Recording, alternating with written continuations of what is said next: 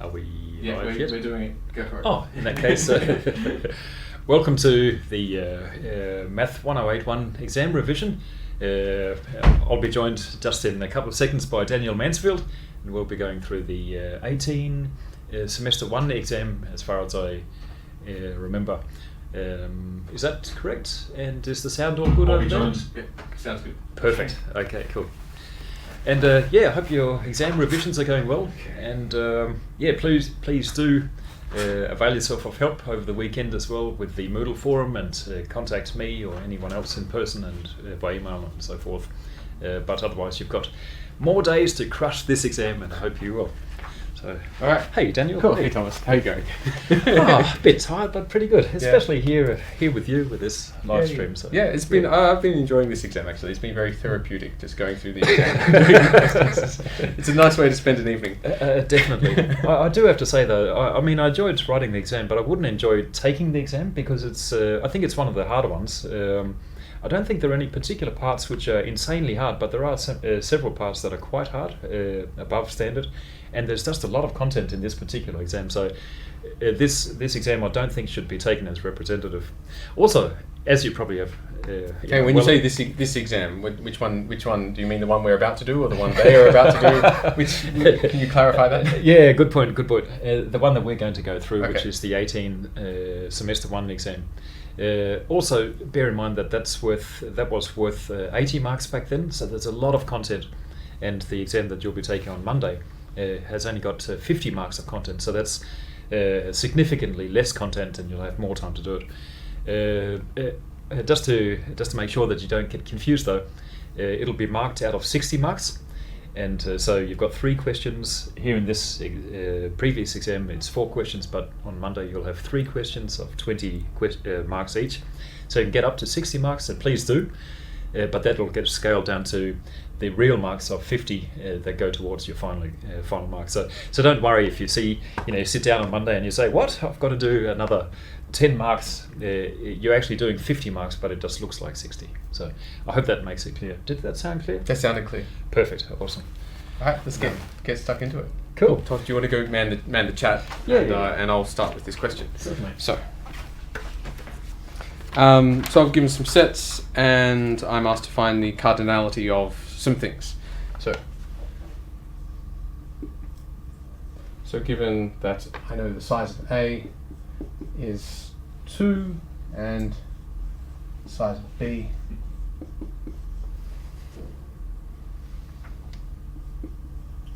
then I know where I'm trying to get at. I'm trying to get the size of the Cartesian product of the power sets, but maybe I'll start off with the size of the power set of A is 2 squared, or 2 times the size of A, which is 2 squared, and the size of the power set of B is 2 to the power of the size of B, which is 2 cubed. So the size of this one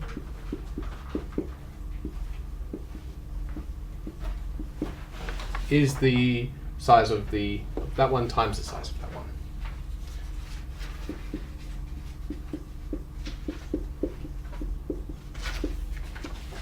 Which is just, well, these things I know, 2 squared times 2 cubed. Yay! Second one.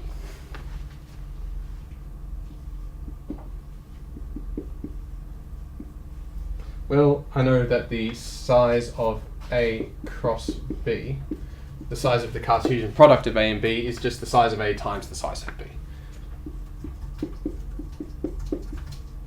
which is 2 times 3.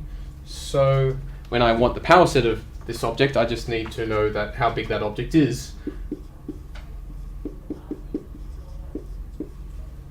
and raise it to the power 2.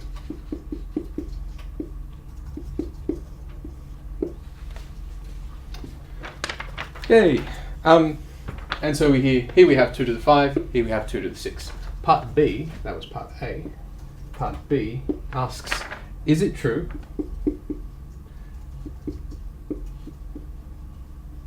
that the power set of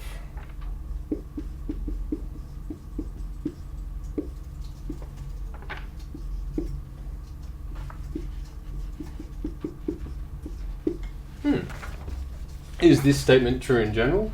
Well, based on our pleasant part A, we know that this one is going to be, this one over here, is going to be the size of the power set of A times the size of the power set of B, which is that times that. So we can say that this one over here, this one is equal to this, let me just make sure I get that right.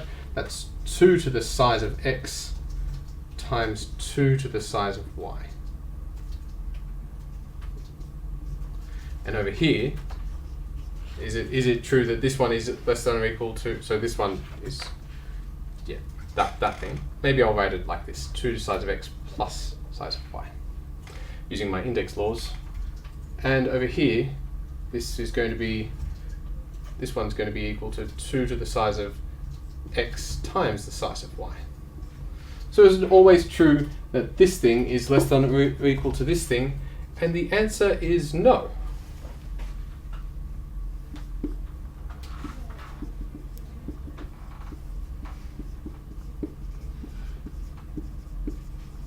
In particular, it's not true when these are both sets containing one element, because then this is 2 squared and this is 2 to the power 1.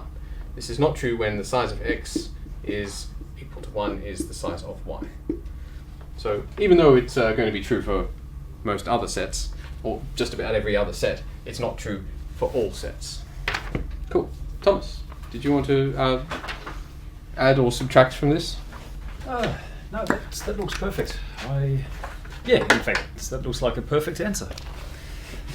Yay. Yay. Praise from Caesar. Where's the eraser now? Oh, yes. Cool. And I'll change the slide. Let's have a look.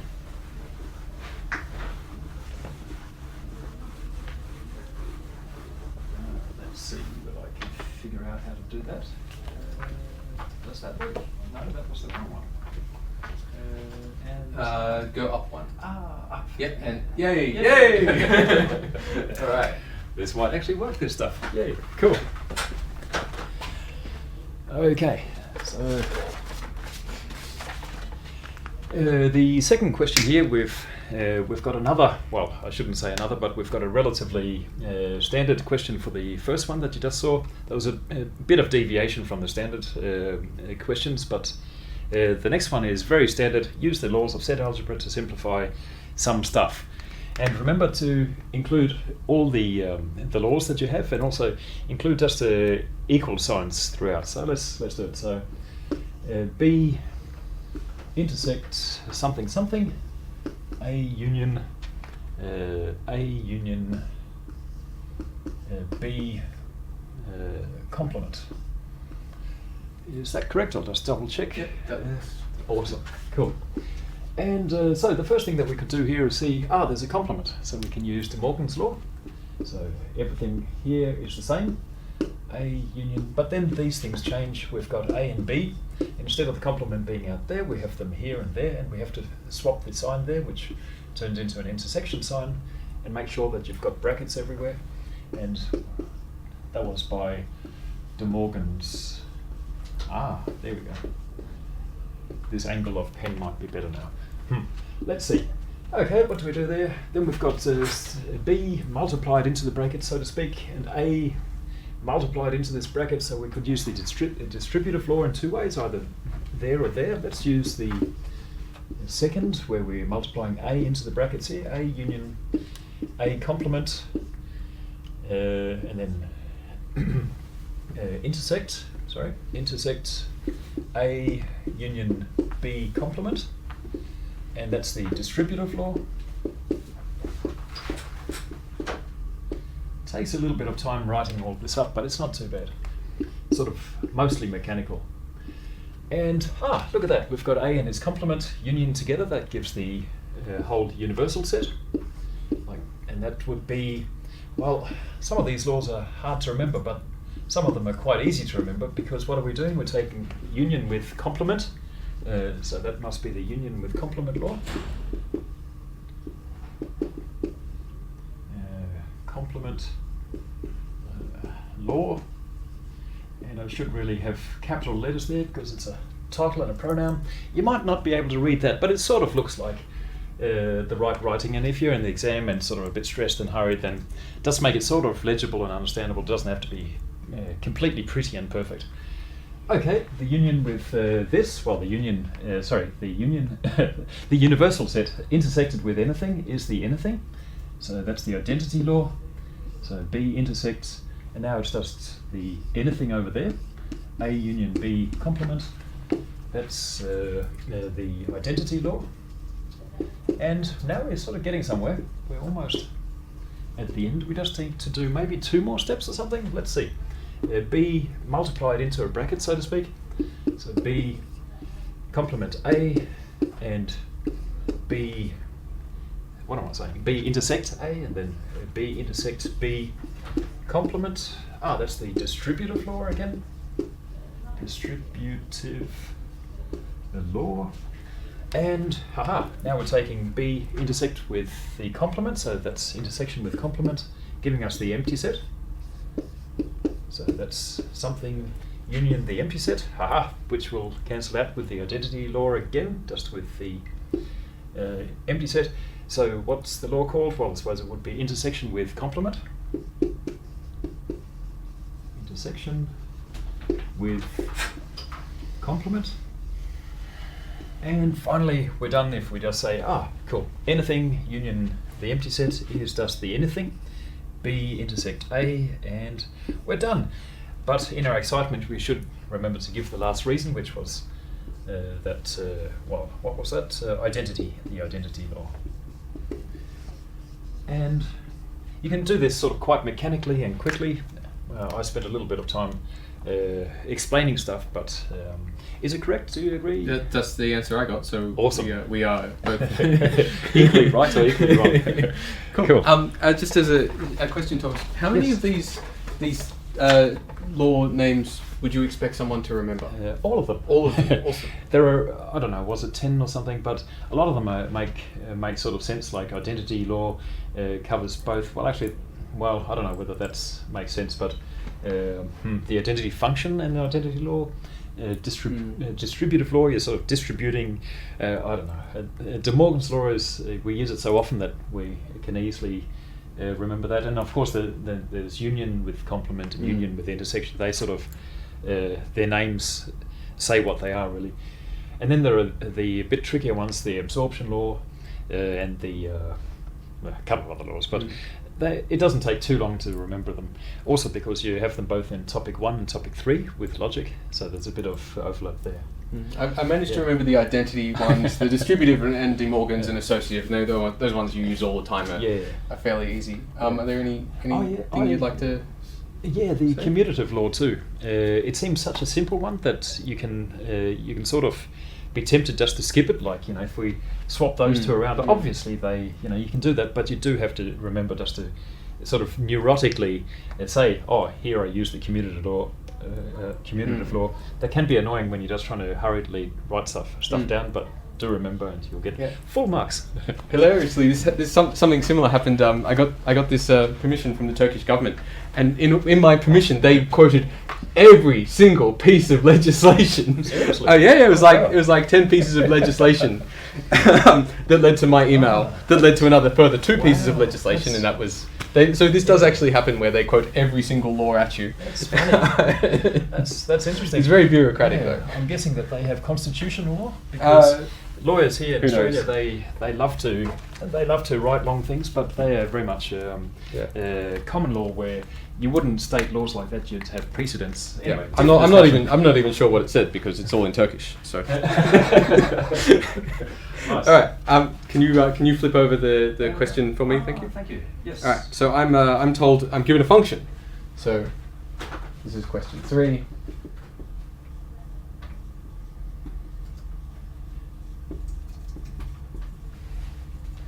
X squared minus 6x plus 8.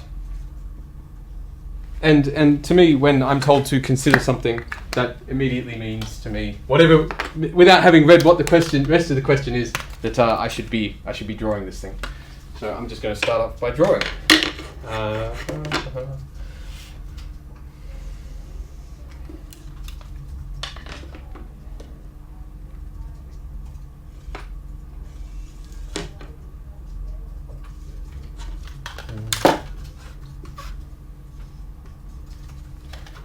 Okay.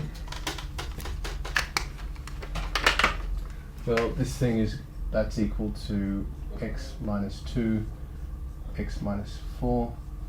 And so I know this thing goes through 2 and 4. So let's put 2 here, 4 here. Its y-intercept is 8 up here. And so there's this symmetry to it.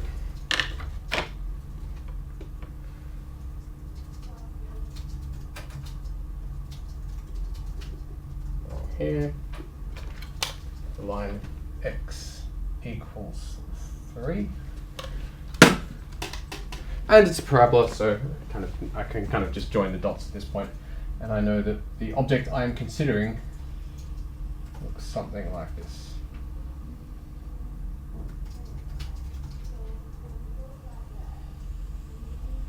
Behold, my parabola.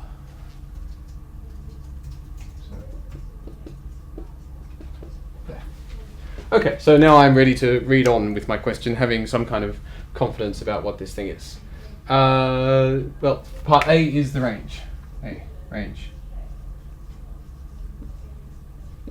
Well, I'm just told to write down what the range is. I don't need to do anything too fancy here, so I just need to know where that point is. That since f of 3 is 9 minus 18 plus 8 is 17 minus 18 is minus 1, then I know this point here is at minus 1. So I'll just say my range, it does actually achieve minus 1 and it goes off to infinity, like that. So I'll say that's my range, because well, I don't need to justify it, I just need to say what it is. Find f inverse, so part B. F inverse of 0 to 8. This one's a little tricky for me because I'm not exactly sure what they mean when they say f inverse, because as it stands, f is not invertible. So I'm just going to play it really safe and give them all possible things that f inverse could be. So I'm looking at the things that map to 0 to 8. What things get mapped to 0 to 8? Well, that's either going to be this stuff between 0 and 2, so including 0 and 2, so 0 to 2, or it's going to be this stuff out here. By the symmetry, I know that's a 6. So, or this stuff out here.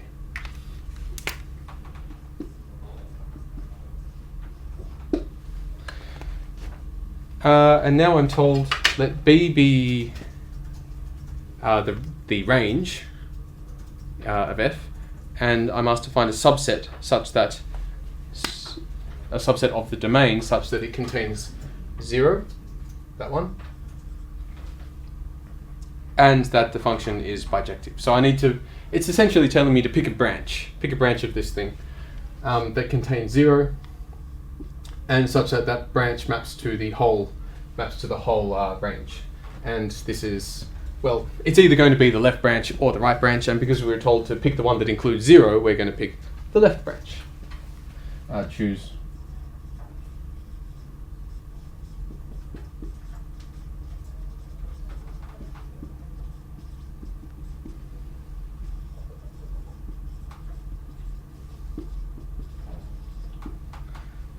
So this set A, which we're told to construct, is the set of everything that's on the left, so on the left of 3.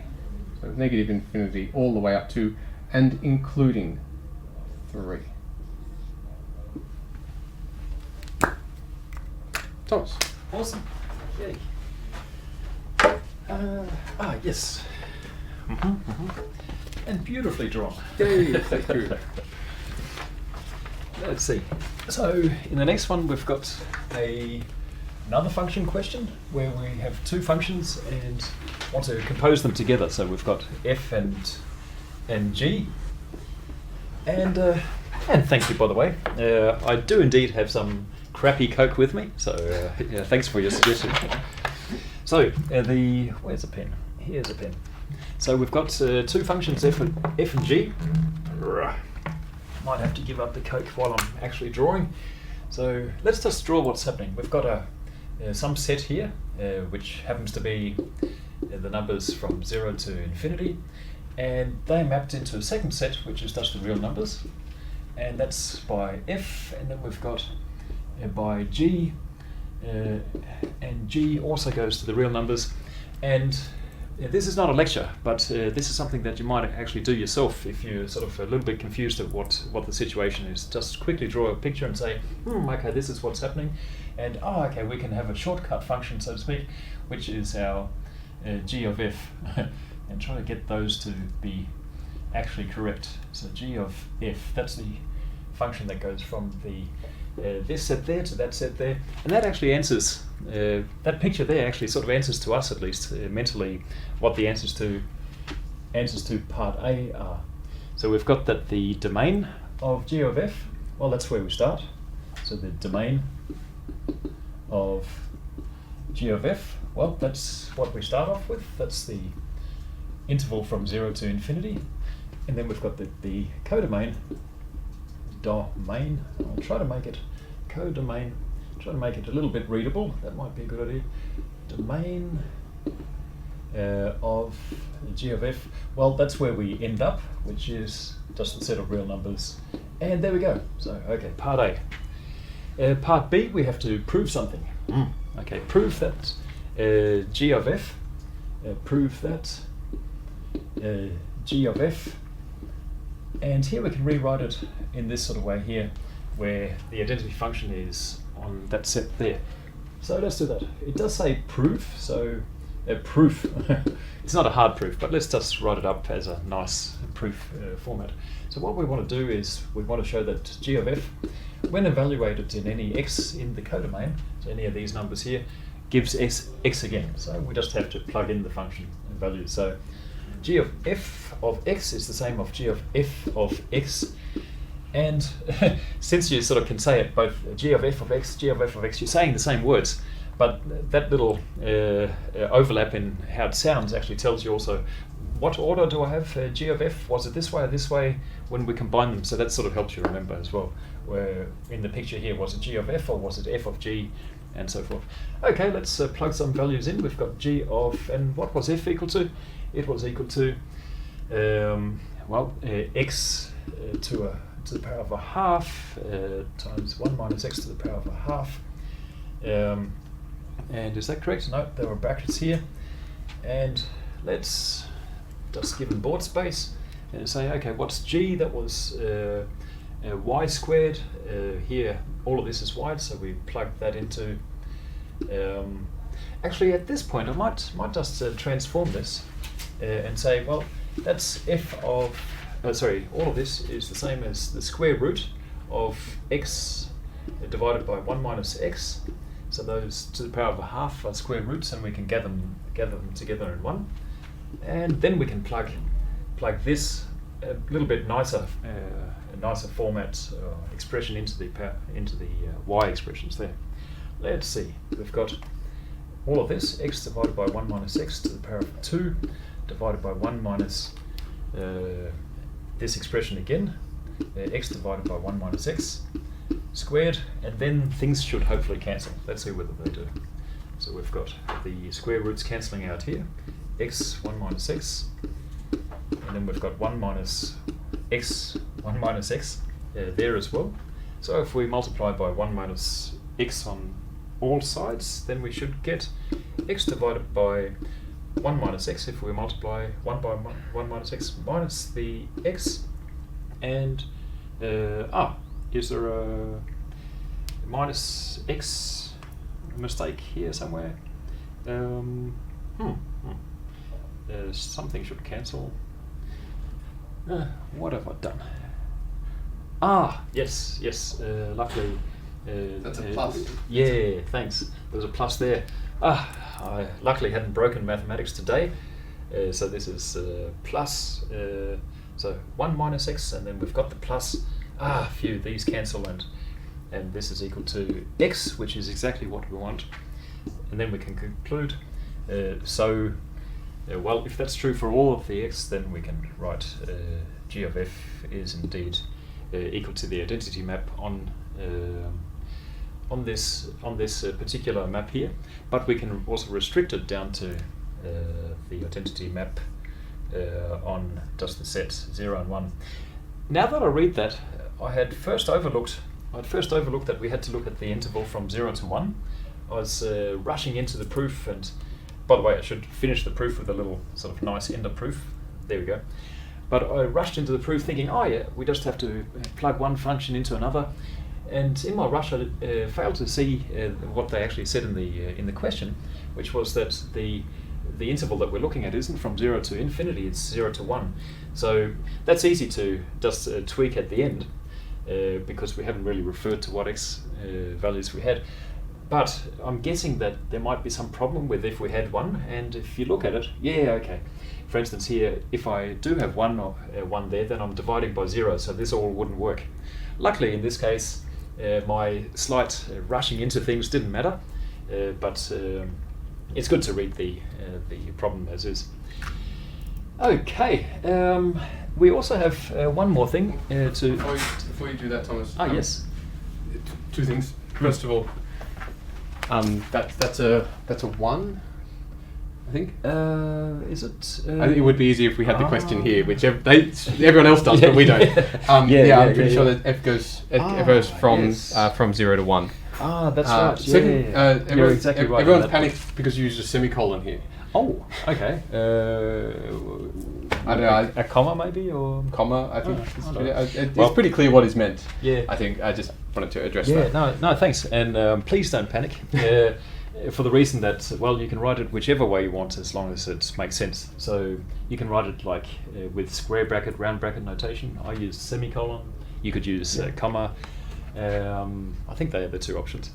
Or you could just write it out as a curly bracket set where you're saying, all the numbers from 0 inclusive to, and you're very right, thanks for that, because, and that's, again, I was rushing into it, and in this case you can't actually compose those two functions properly. That was what I overlooked, because if we try to plug any numbers from 1 and bigger, then we're trying to take we're dividing with 0 first, and then we're trying to take the square root of something negative. So I would have lost a mark here. I don't think you would have lost it. You would have had the exam in front of you, and it would have told you that was a 1. Hopefully.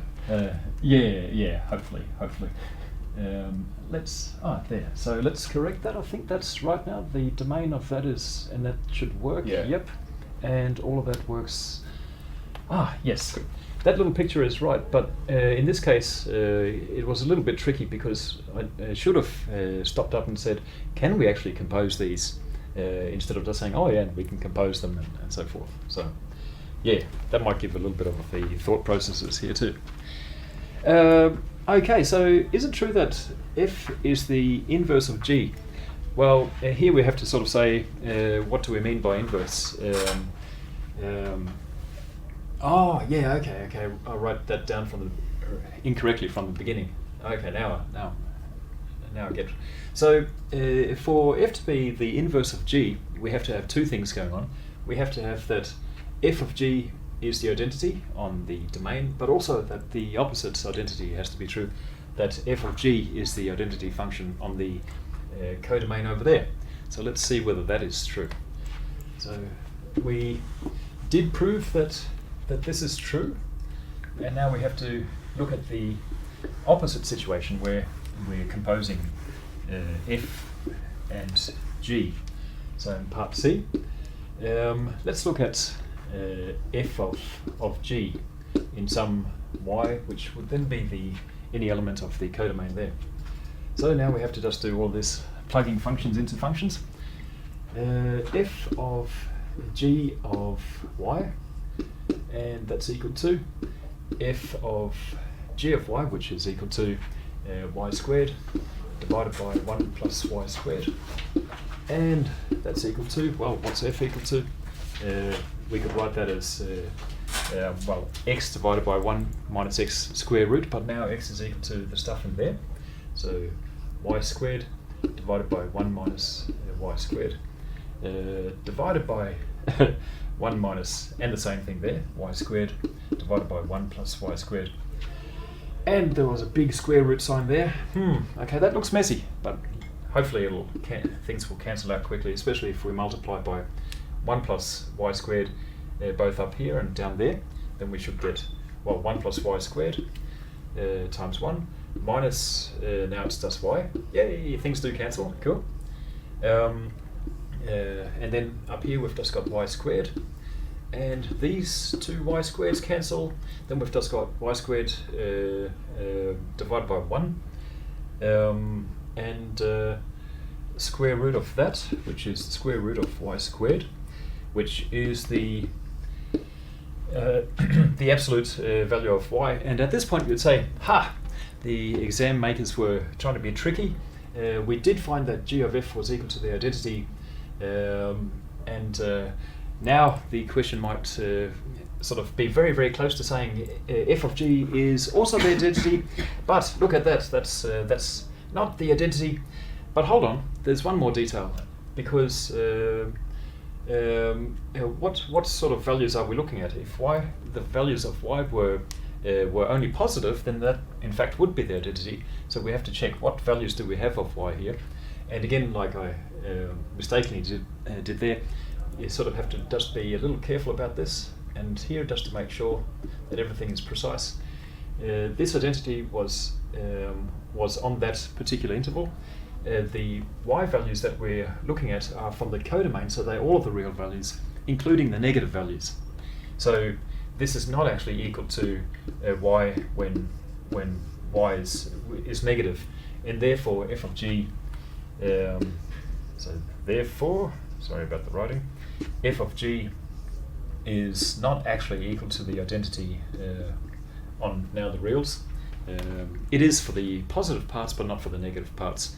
So f of g were nearly each other's inverses, but they're not. And we actually have to answer something. Is it true that f is the inverse of g? And the answer is no. So f is not the inverse of g.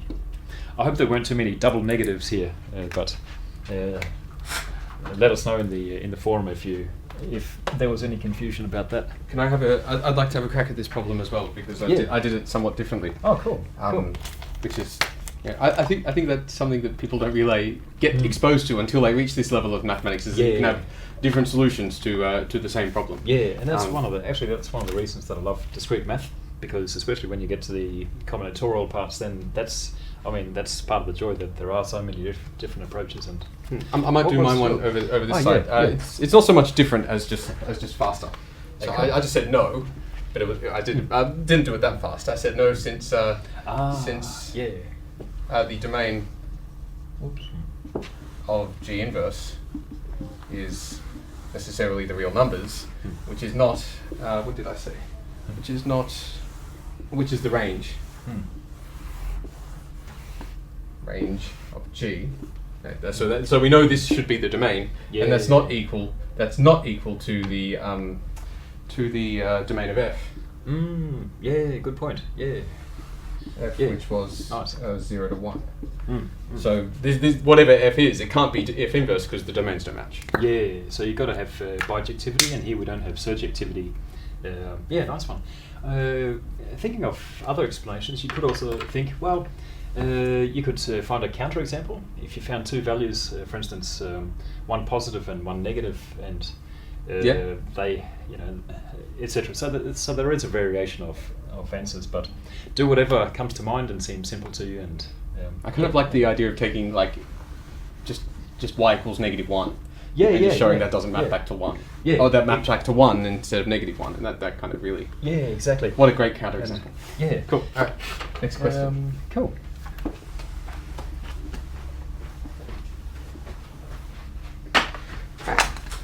Okay. So I've got a nice sum to do.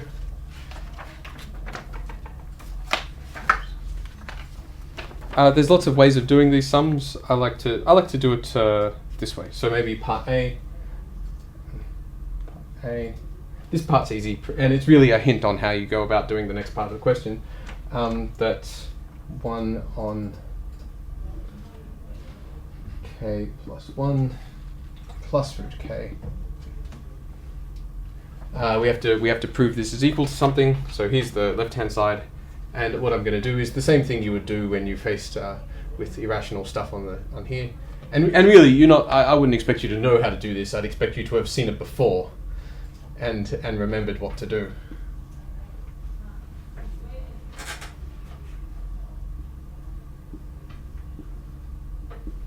Because I don't. Anyway, I'll just get on with it. Root k plus 1 minus root k over. Now this is the difference of two squares. That's k plus 1 and minus k. And so this whole those k's cancel, and you just you're left with the left-hand side, which is root k plus 1 minus root k, which is what we were supposed to do. And the reason we did that is because in part B we're asked to simplify this sum from k equals 1 to n of that stuff. Okay. And of course we use part A to rewrite this as the sum from k equals 1 to n of k plus 1 plus, minus root k. And then I'll write this as two sums. First of all, the sum from k equals 1 to n of root k plus 1, and then I'll minus off the sum from k equals 1 to n of root k. Now if we pause to think about these two sums and what they're doing, this one really starts from root 2 and goes all the way up to root n. And this one starts from root 1 and goes all the way, from root 2 to root n plus 1, and this one goes from 1 to root n. So there's most of this stuff overlaps except for the start and end points. So I'll rewrite this one as the sum from k equals 1 to n, just leaving off that final bit of root k plus 1, plus the final term of this sum, which is root n plus 1. So that's a minus 1 there. Yeah, so I'm going almost all through this term, just so this stuff in the sum is going to match the stuff on this sum over here.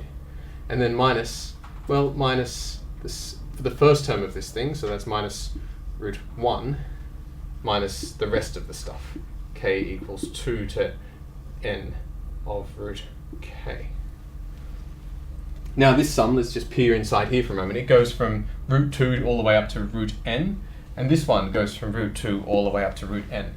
And so you could just cross them off right now, but I like to say let k plus 1 equal L in, and k equals L in L.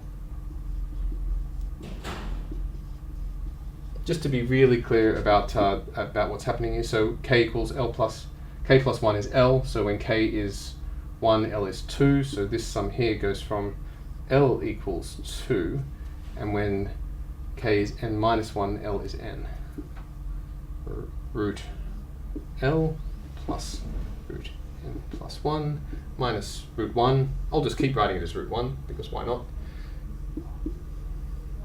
Now k is just L, so this is L equals 2 to n root L. And now this object, this thing, is exactly the same object as this thing, and I can just cross them off. And the whole sum becomes root n plus 1 minus 1. I'm going to keep writing it as root 1. There, take that. It's root 1. Good. And that's the end of the question. Cool. Let's see. Comments? Would you have done it differently? I know people like to expand these ones, or which way would you have done it, Thomas? I think I would have done it pretty much exactly like you did. But as you say, some people just like to write out the terms and cross them off. In this case, that might be not a bad idea, just if you like that sort of method. But do you have a preference? I tend to think a bit sort of abstractly and symbolically, so this would be my preference. But the other one might actually be good if you prefer just to sort of write out and see what's on the paper. So either way is good. Yeah, I think I prefer this way, but only because that's the first way I saw it. And so I've I like the first thing I saw and haven't really deviated since then. Yeah. Either way, we'll give the right answer and And for the right reason, essentially. Mm. Hey, I think that's the end of question 1. Yay! So, yay! This is getting somewhere. So the second question, did I put that up already? I'll put it up. Ah, cool. So the second question is about number theory. We first have to find the GCD of two numbers. Let's see. So it was part A. So the GCD of 252 and 150. Well, that's very straightforward. If the numbers were really simple, and actually you could probably do it here, you could just factorize the numbers and see it straight away, especially if the numbers were smaller. But then if you look down at part B, then we have to solve some integer equation, so we probably need to use the Euclidean algorithm forwards and backwards. So let's do that. So we've got the 252, we're divided by 150, which we can do once. And let's just keep some lines under these numbers just to keep track of what we're doing. And this is 102. And then we continue to just divide numbers by numbers. This is sort of a pleasantly non-thinking exercise. And at this point, we have to actually divide something now. So far it's been just subtraction. And 96 plus 6, okay. Okay, I think we're getting to the end of things, because now we've got 8 times 6 plus 0. Yay! And then we go one step back in the algorithm, and that's our GCD. So our GCD is 6. Okay, so nice and easy, and not too much to say about that, I don't think. Part B, then we have to solve an integer equation with integers that look surprisingly like the ones that we've got. So that might be the other half of the Euclidean algorithm, where we go backwards. So if we label these by 1, 2, and 3, these equations, then we can just use them in turn. Start off with 1. We've got that 6 is equal to the left-hand side, 102 minus 2 lots of the 48 that we've got here, which in turn we can use the second equation to do some substitution. So we've got that the 101 remains the same, minus 2 times, well, the 48 was the 150, minus the 102, and we can tidy that up a little bit, because we've got one lot of 102 there, and we've got minus 2 lots of them, so we've got 3 lots of 102, and then we've got minus 2 lots of the 150. Okay, we're almost there. 2 more steps, I think. We can use the third equation, which we haven't used yet, to substitute 102 by, here we're getting to finally to the other number, the 252, minus the 150, and then we've got 2 more of those, and that's equal to, well, how many 250s do we have? We've got 3 of them. Of 252, and we've got minus 3 of them, minus 2 more, so that's minus 5 times the 150. And if I had more time, I'd use different colours here maybe, but if you look closely, we've got these 2 numbers here underlined, 252 and 150, and that was equal to 6. So if we rewrite that in a way that resembles a little bit what we had as our initial equation that we have to solve, well, then we've got some 252s times x, let's call it x prime, because this is an intermediate step, and then we had plus 150 y, which was equal to 60. At the moment we've got 6, where was it, 6 and not 60, so here's this 6, and this is true for, well, this is true for x being equal to 3 and y being equal to, that must be minus 5 if we try to get the numbers to fit there. But then we can also say that, well, we can just multiply all of these numbers up by 10, so 252 times now let's call it the real x that we had to begin with, and the real y. That's equal to 60. Well, that'll be true for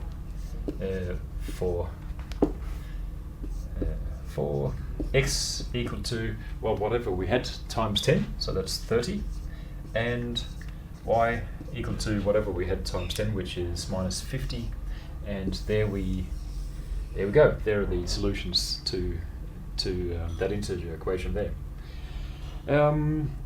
Yeah, from here we have to sort of change gears a little bit and solve some congruence equations. We've got 2 of them, but the numbers sort of seem similar, so there's hope that we might be able to sort of piggyback a little bit on what we've got already.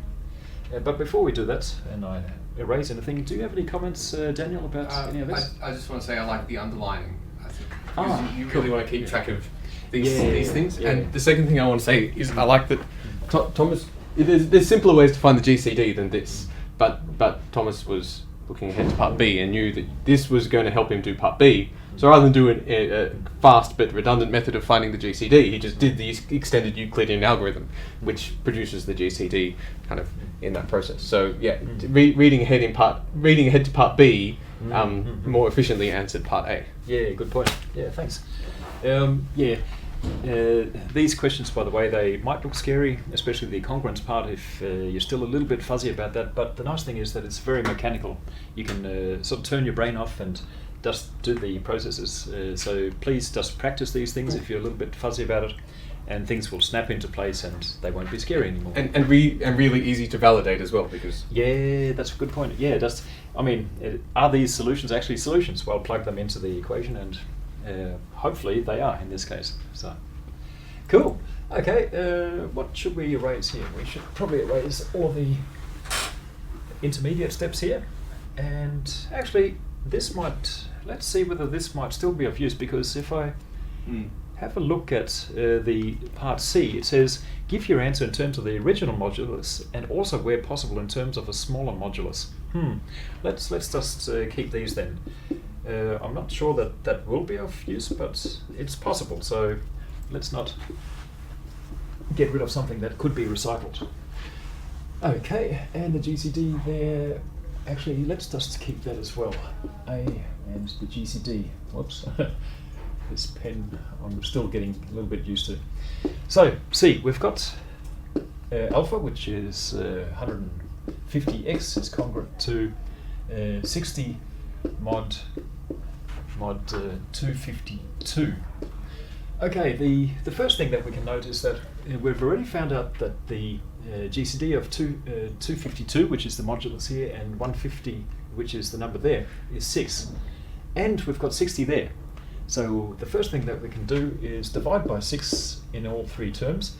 So that gives us 25x, and I might actually regret doing this, but this is a perfectly valid way of doing it, but I'm sort of also at the same time, another part of me is thinking, oh, how do I use these bits of information, but maybe I should just keep it simple and just keep it mechanical.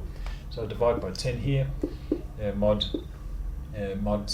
this divided by 6 as well. That should give us the smallest possible modulus, so that's 42. And can we divide any more? No, because 25 and 42, they are co-prime, so we can't do any better than that.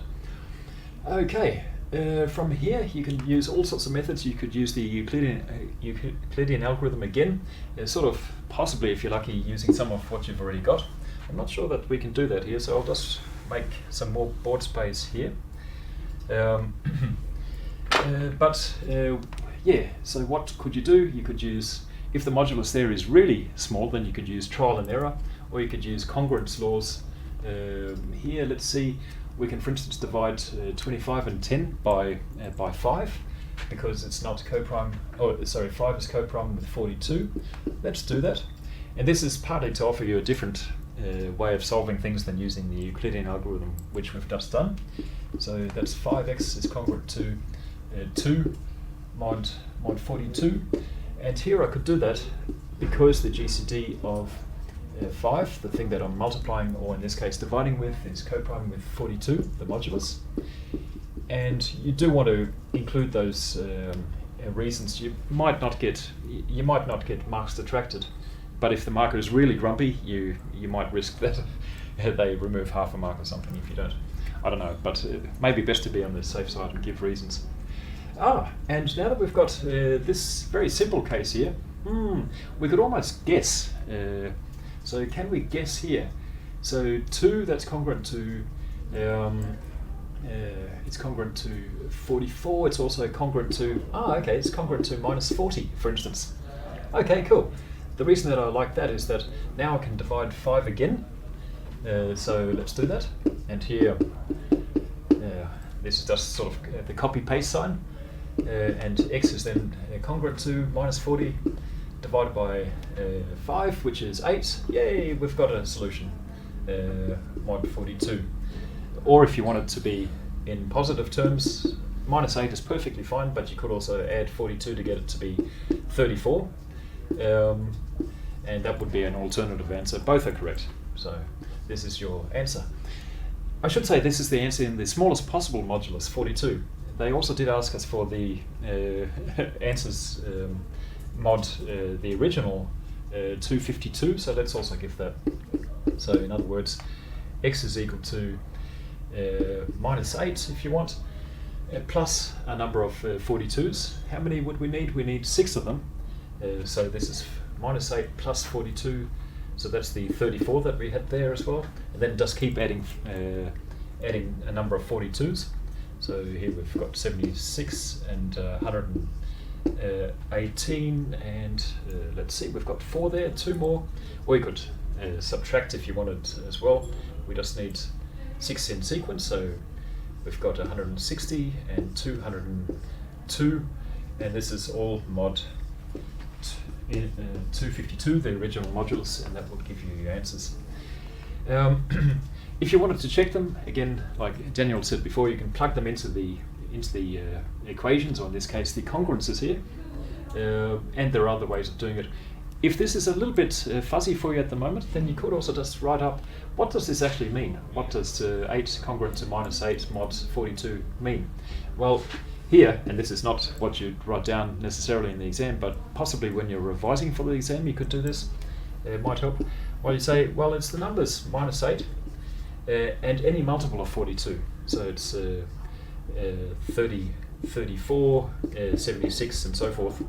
It's actually infinitely many numbers, so it's minus 50. So what we're talking about here is actually an infinite number of integer solutions, but they all collapse when we look at them in mod 42 in this case. All of these are the same numbers, just minus 8. When we sort of put our mod 42 glasses on, then we can't see any difference between these numbers. But they also collapse down to this list of 6 numbers if we put our mod 252 glasses on, which are not so compressing. Did we have to show anything else? Yes, we still have part beta.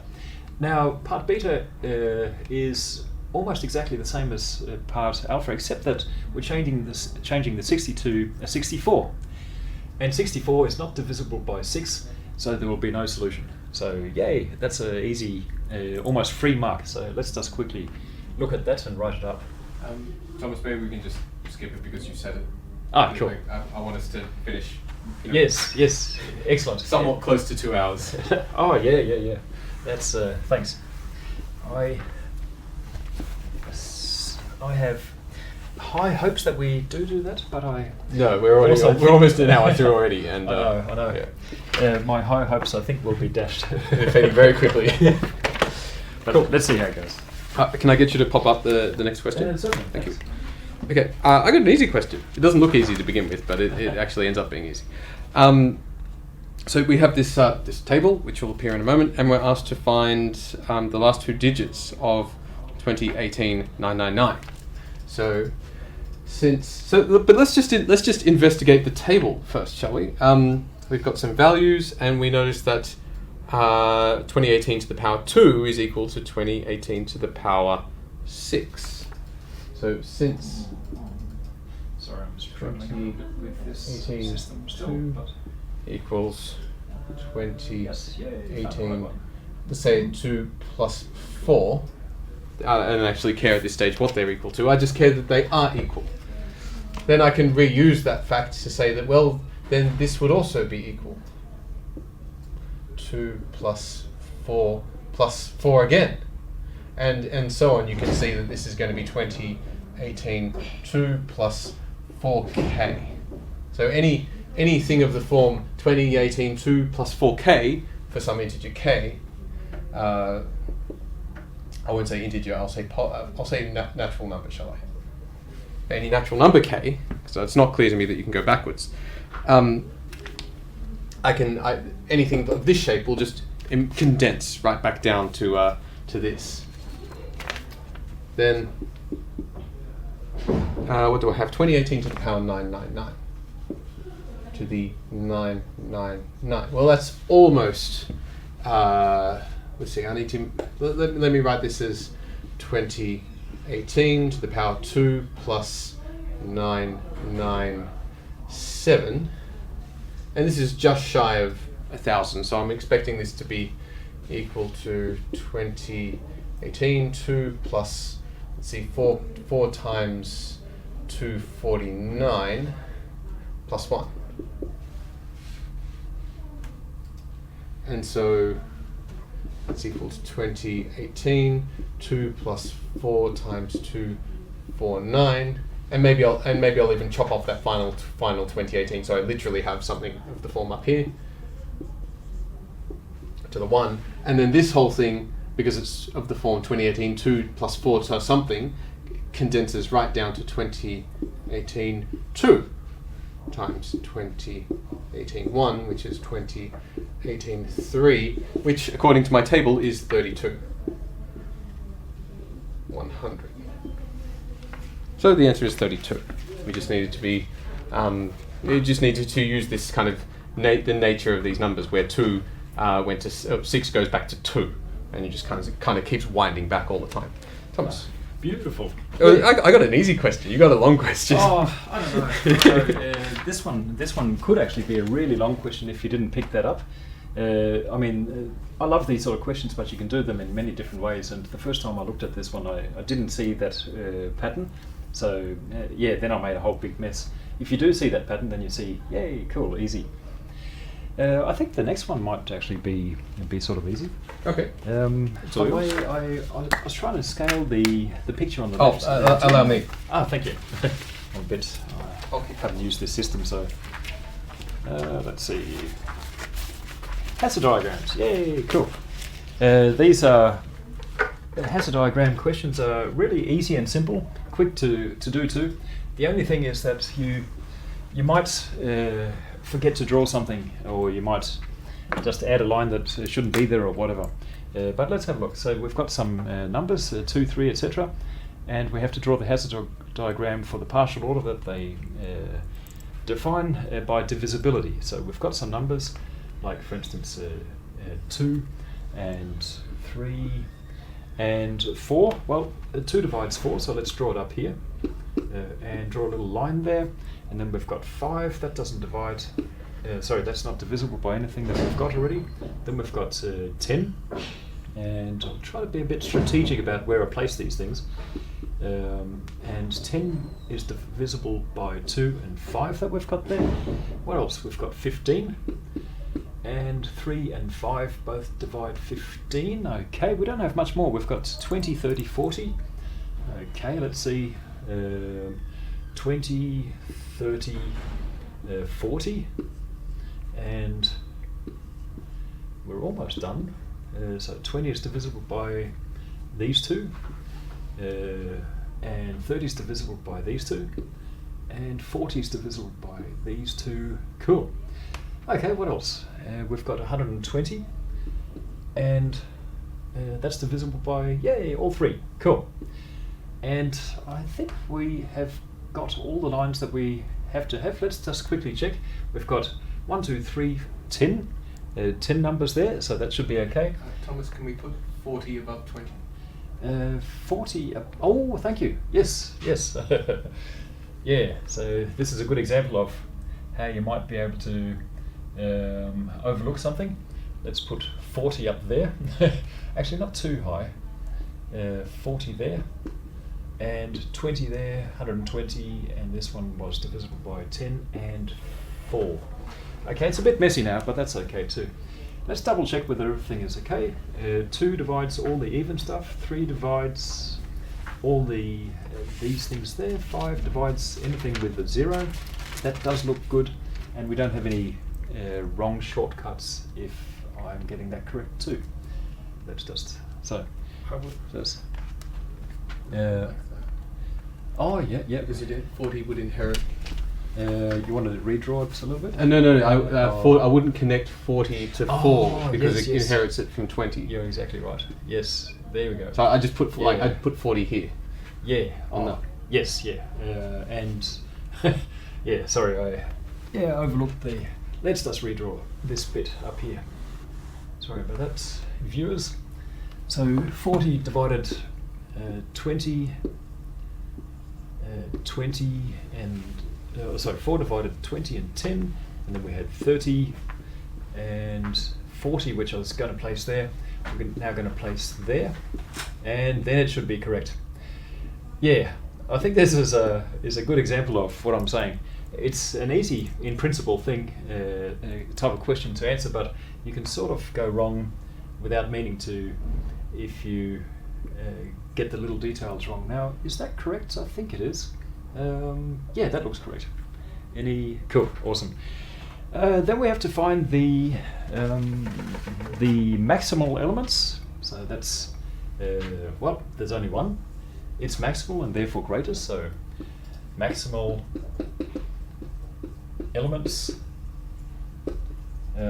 just 120, and this was part A, and this is now part B, and then we also have to find the minimal elements.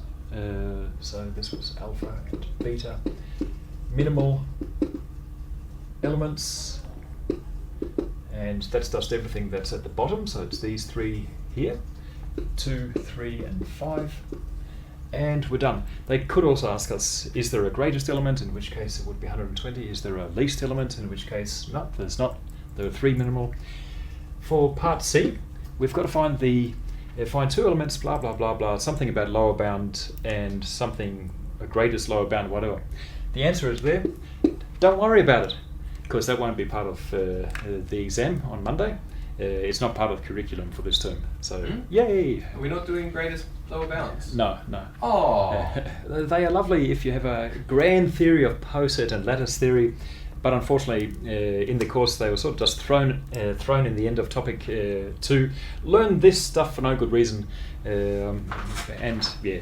Oh. So this term took them. Okay. There you go. All right then. Yeah. Sorry about the mess, but hopefully it is now clear.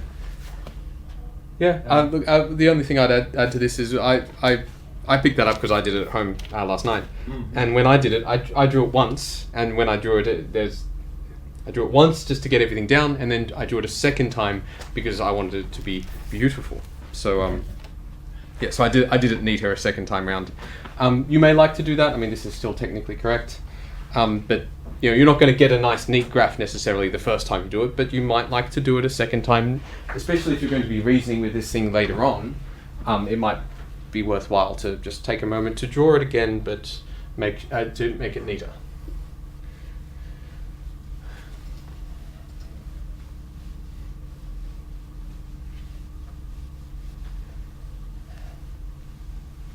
All right. What have I got?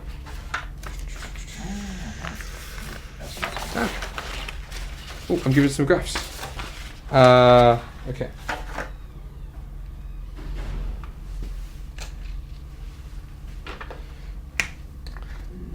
Part A. What do I say? So I'm given graph 1, which you can hopefully see up there. Does it have an Eulerian circuit? And the answer is no. But you have to be a little more precise than that. You can't just say no, you have to explain why. Oh, and the question even says explain your answer. But even if it didn't say does it contain an Euler circuit, I'd go that little step further and just give some reason as to why. No, since which vertices have odd degree, B and C?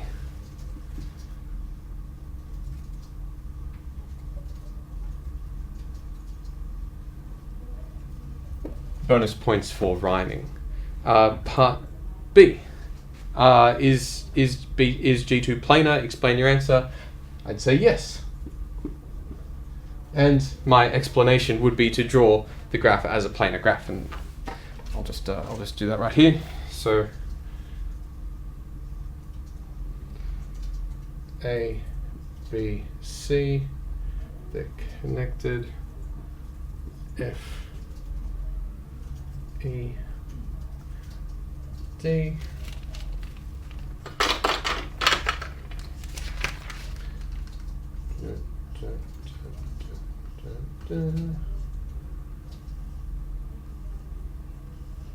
There. Behold my proof that the graph is planar. I have drawn it without edges crossing. Question C: are the graphs isomorphic? And this one is it's really trial and error. You try a few things. The first thing I always try is just check the vertex degrees. So vertex. This is never a redundant step, is what I want to say, because knowing that knowing which vertices have degrees two tells you which ones to map. So it's always a good idea. It really simplifies the problem. Vertex in G1, the vertex degrees in G1, well, 2, 2, 2, 3, 3, 4, and the vertex degrees in G2 are 2, 2, 3, 3, 4, 4, and hence they cannot be isomorphic because there's not you take your pick at this stage, there's not enough vertices of degree 2 in G3. We could just say vertex degree sequence doesn't match.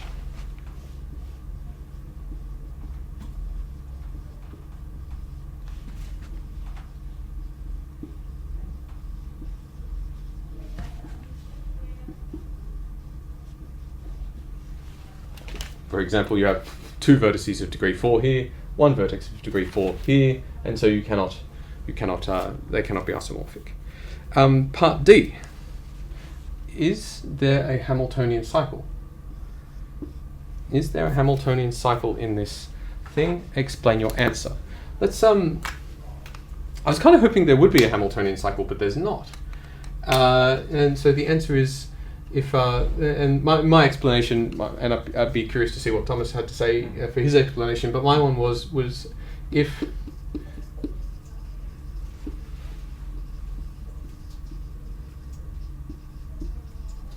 there was a Ham cycle or Hamiltonian cycle, then it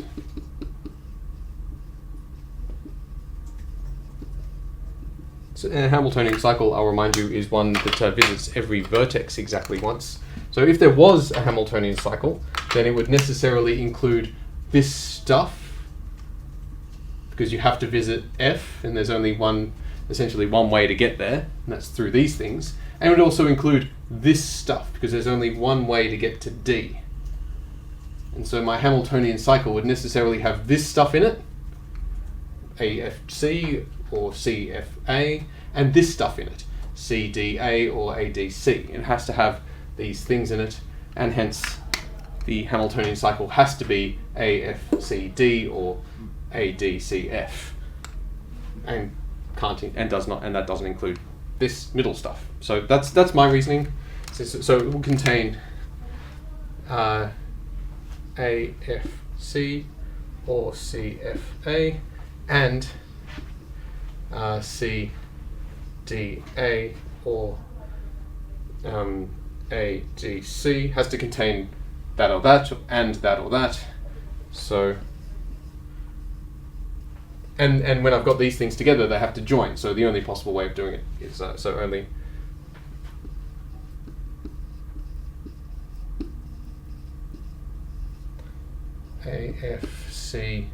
AFCDA or CFADC, which are not Hamiltonian.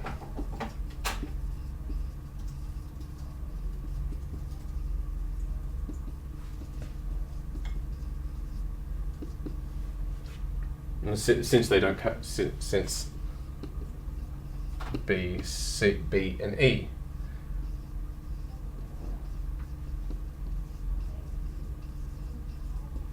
Thomas, how would you show that something is, or how would you attack a problem like that to show that a graph doesn't contain a Hamiltonian cycle? I think I'd do it exactly the same way as you did. It's a bit annoying because the ideas are really clear. You've got two vertices there. They would have to be passed by a Hamiltonian cycle. So therefore, these four edges would have to be contained in that cycle. And then it's obvious to us, to you and us, that if there's a cycle, there's a cycle. You can't sort of like make it into something more and get B and E as well. But how do you write it down?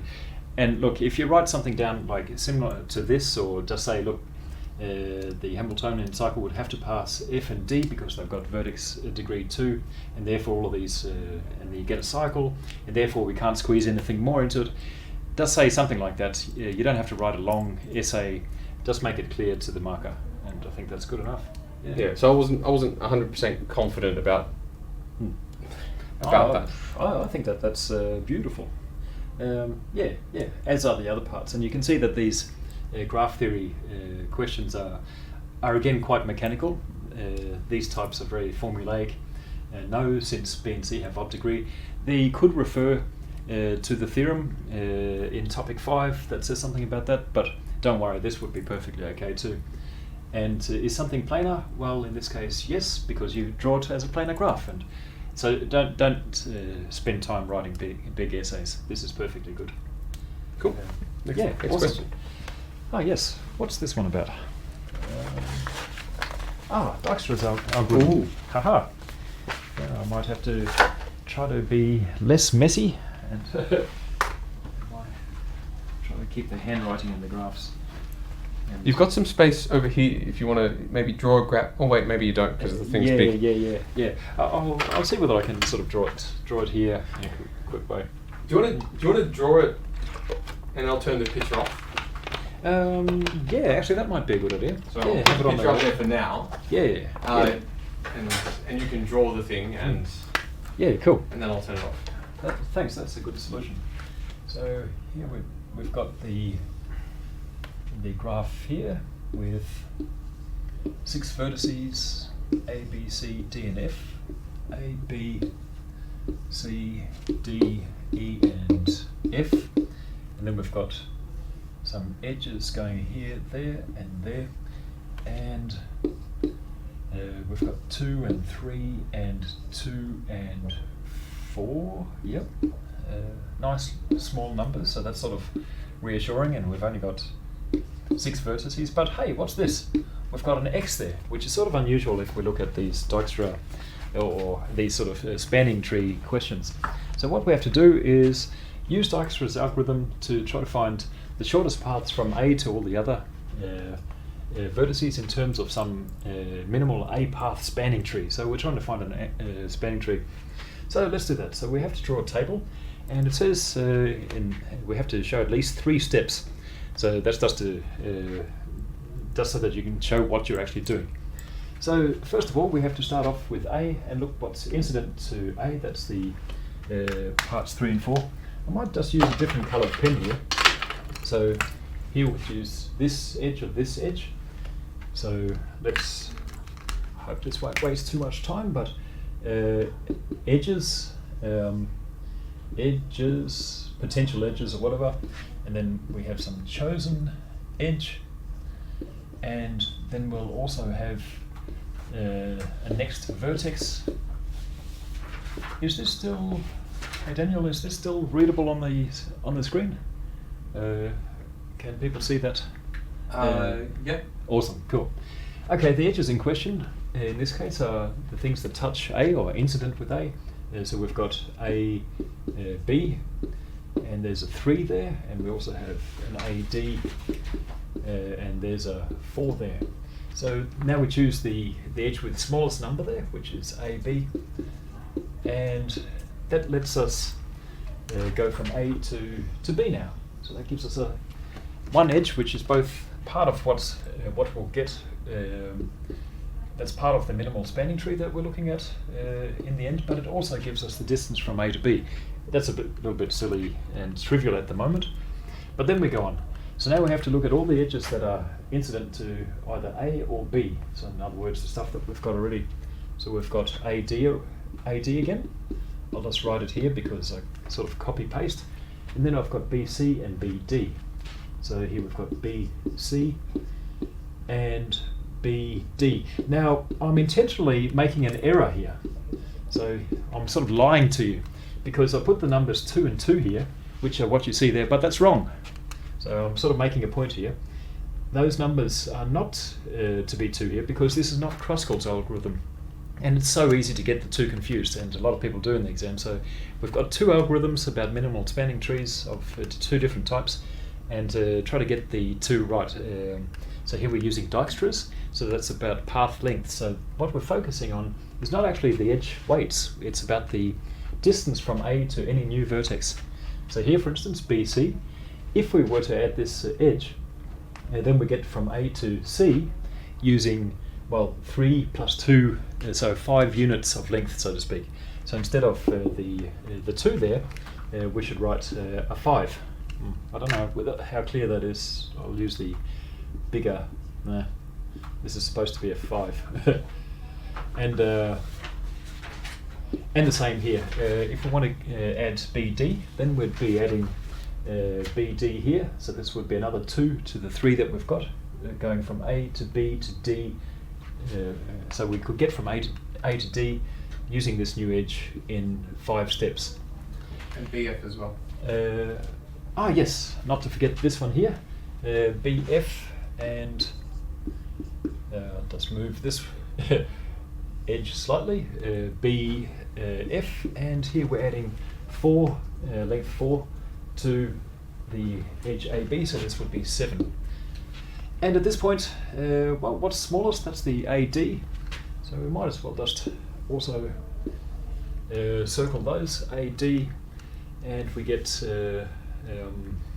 AD 4, and now we have we've added what was it? AD, yeah, this edge there. So it's sort of visible still. Can you see it on the screen? Or? Maybe a bit. Is there a bit of red? I'm sure I can get you one. Thanks. Yeah. Okay. And anyway, we continue. We've written down 2 steps, so basically we just need 1 more to complete this exercise, and then we could, in principle, just do our own little sort of visually inspect and so forth. But let's just add 1 more and see what we get. We've got BC, BF, and DE being the edges that we could add because they connect up to what we've got already. So BC, which was 5, BF, which was 7. Oh, thanks heaps. And then we've got DE, which is 4 plus 5, which is 9. I hope that's still readable. And we've got BD, but we can't choose that one because it's that wouldn't give us a new vertex to go to. So out of those, we would choose BC, and there we go. So C5, and that was BC, and now we've got. Oh, I should really be using the hopefully beautiful. Oh, okay. Anyway, C is hopefully legible, and continue. Now, if we look down to part B, we get to change the value of x here, which in the first case, in part A, is equal to 1. So I think just in order to possibly help us solve part B, it might be worth just filling out the rest of the table. If you didn't have that sort of situation there, then you could just say, okay, I can see what edges to add, and sort of pretend that you've done the algorithm, but here we actually might have to do it. So let's just continue. So here we've got BF, which would give us 7, and we've got now CE and CF, CE, which is 3 plus 2 plus 3, which is 8, and we've got CF, which would be 3 plus 2 plus 1, which is 6, and we've also got the D to E, which is 9. And here the shortest path, the shortest path here is CF. So let's add that. And we're almost done now, because now we only need 1 more step. And let's see, that was CF we added. And now we just need to get to E, and then we've got all the paths from A to E. So let's see, A to, so we've got C to E, which is the 8. We've got D to E, which is 9. And we have E to F, or if we want F to E, if we want to go from F to E, we have, well, what do we have? We've got 3 plus 2 plus 1, if we go along this path there. And then we want to go from F to E, so that's 6 plus X. So I might as well write that, 6 plus X. And in this case, X is equal to 1, so that's equal to 7. And that's actually the smallest one, so we add the path, add the edge FE, getting 7, and that gives us E7, and that does actually give us the full minimal spanning tree, which we can then write up again very quickly, just like this, so that the marker can clearly see what you're doing. So A, B, C, D, D, E, F, and this together with the list of the next vertices here, all the distances from A to these vertices, that should be a perfectly good answer. But we still have the part B to do, and that would that's that if we change the value of X to be equal to 3, then does something change? And presumably it does, because that would be most interesting. So if that happens, then the value here will suddenly be 9, which is bigger than that edge, and then we'd be choosing CE at the very last step. So where's CE? That would be this one. So that would be this graph here, which is slightly different. It's almost the same, but they're slightly different. So the question would says, would a different spanning tree be produced by Dijkstra's algorithm if, etc.? So here we could write B, yes. And you might want to give some more explanation, but if you're in a big hurry, then that would also do. We actually haven't been asked to give any explanation, so that's fine as well. Daniel, do you have any comments about this? Look, taking a step back, it looks really messy and hard to see. These tables often do. There's a lot of stuff that's happened here. Yeah. I do it's exactly this process, but slightly differently. I like to decorate the vertices with their kind of distance from A. Oh, nice. Yeah. And so it's just a stylistic thing. So we could sort of write 5 and 3 and is that what? Just nice. Because when I get to here, I don't. Yeah. And the second thing I do is to not write edges, but I write paths from A. So I write the full path. Oh wow, okay. And that just helps me to remember not to confuse it with Pascal's doing, because we're considering not the minimal edges, but the minimal weight from A. So each of these actually represents it's a lot longer. Yeah. It's a lot longer when I do it, but I never lose sight of the fact that actually what I'm calculating here is the distance from A. Yeah, that's actually a really good idea, because if you look at exams, this part of the exams, every single term, people get Kruskalds and Dijkstra's confused, and you have to write a little bit more, but it would be hard to make that confusion. Cool, yeah. I think that's about it for that one. Great solution. Hey, by the way, I know that now we're 1 hour and 25, which is 3/4 the way through, but we are actually now... we're on question 3! Oh, not so bad. Okay, cool. It's not completely... actually, do you want to do this, and I'll do this computer, because I messed things up. Yes, certainly. That sounds good, because I do not know the computer system at all, in fact, and would only risk messing more things up. Okay, let's see. There we go. Alright, so we're halfway through. Yeah. This is a nice question. It's I like this one. Sorry to. Yeah. Okay. I'll start over here. That's good. So use a truth table to do something. So it's got P, Q, and R in it. So I know I need to start my truth table with P, Q, and R, and I'll just populate this with 1s and 0s. Do you do T or F, or do you do ones and zeros? Either way, I use T and F, but I actually like the 0 and 1 one approach. That sort of, it's clearer to read and it's sort of prettier. T's and F's sort of look similar. Yeah, So I've computer science background, so to me this is more in line with what I do. Definitely. Okay. So I've got this beastly expression here, and what I'm going to do is build up this expression bit by bit. So I'll start off with P implies Q. And let's figure out when that's true and when it's false. So when P is false, this thing is fine. So 1, 1, 1, 1. When P is true, I actually have to look at Q. So here it's false, because true implies false is false. True implies false. True, true. Yay.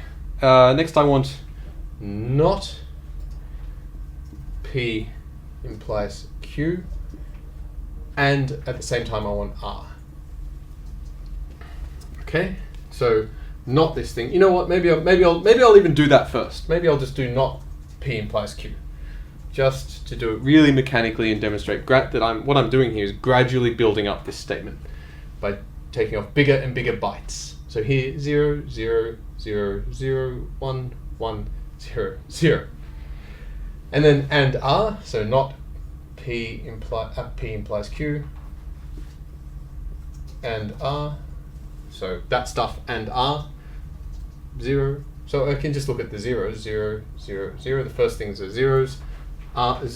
0 and 1 is 0. 1 and 1 is 1. 0, 0. And finally, not quite finally, Q implies R. I want that one. Q implies R. So true, true. When Q is true and R is false, that's false. When Q is true and R is true, that's true. Then false, false. So when Q is false, I don't need to look at R. And when Q is true, I do need to look at R. And there it's false and there it's true. So false, true. Good. And now I need to show that it's a tautology, that this stuff implies that stuff. And something's not quite right.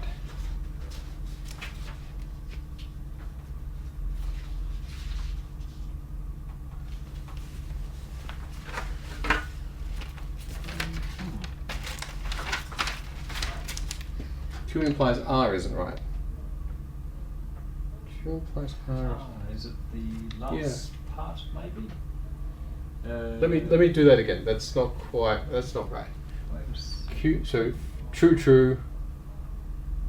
False, true. Yeah. So true, true, false, true, and then well, it's just true, true, false, true again.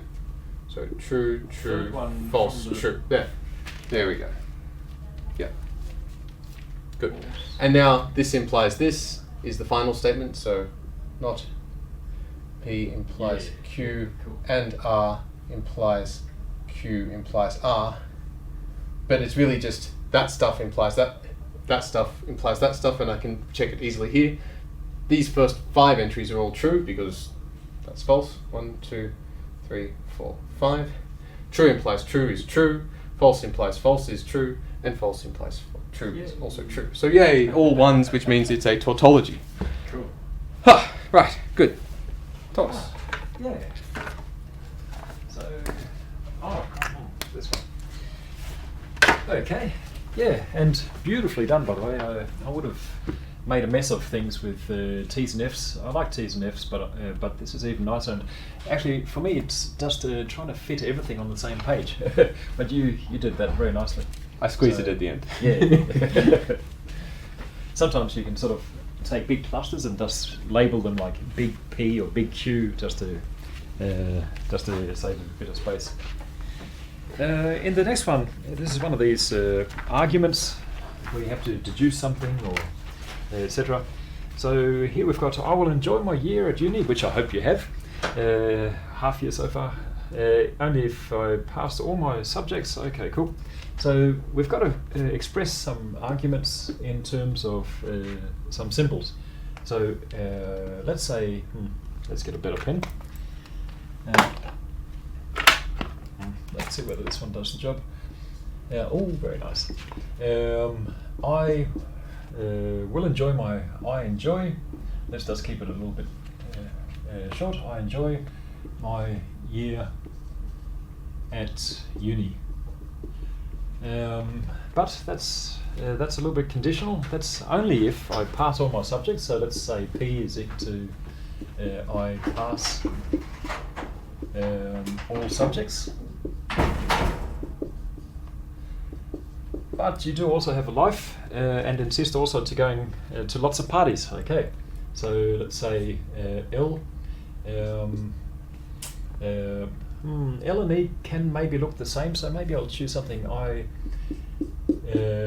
go, okay, maybe G for go. I go to lots of parties. Okay, cool. And okay, and then there's an argument that we have to express. So I will enjoy my year. So the first statement is I will enjoy my year at uni, and that was E. Only if, so that means if you enjoy your year at uni, that means that something must be true. So we have an arrow there.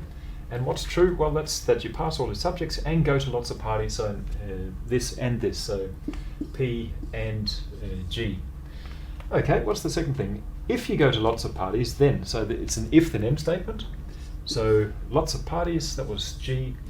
Well, then you can't pass your subjects. Okay, that's sad. So no passing there. And therefore, I'll not enjoy my year at uni. So here the deduction apparently is that you won't enjoy your year at uni, and that's the argument that's we have to check whether it's valid or not in part B. So okay, there are not a lot of arguments here, so this hopefully will be quick and easy. But often with these sort of things, you can sort of just lay the pieces of the puzzle out nice and easily. Here it's not quite as easy and simple to do that.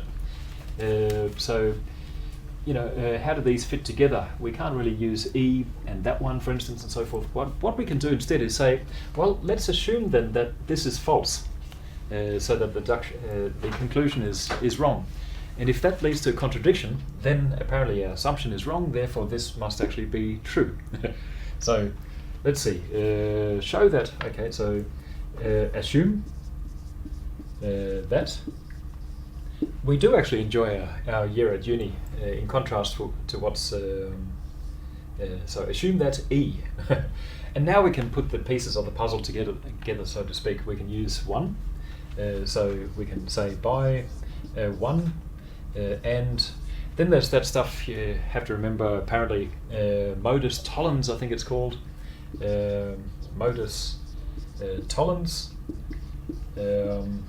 which just means that if you can connect this with this, then you get this right-hand stuff for free. So P and G, and that means that P and G are both true. But there again, we have to give a reason. So by specification, P and G. And now that we know that G is true, then we can use part 2 of the second statement, again by modus tollens. So by 2 and modus tollens, we get that, well, the right-hand side there, which is not P, but then we've got that P and not P are both true, which is a contradiction. A contradiction.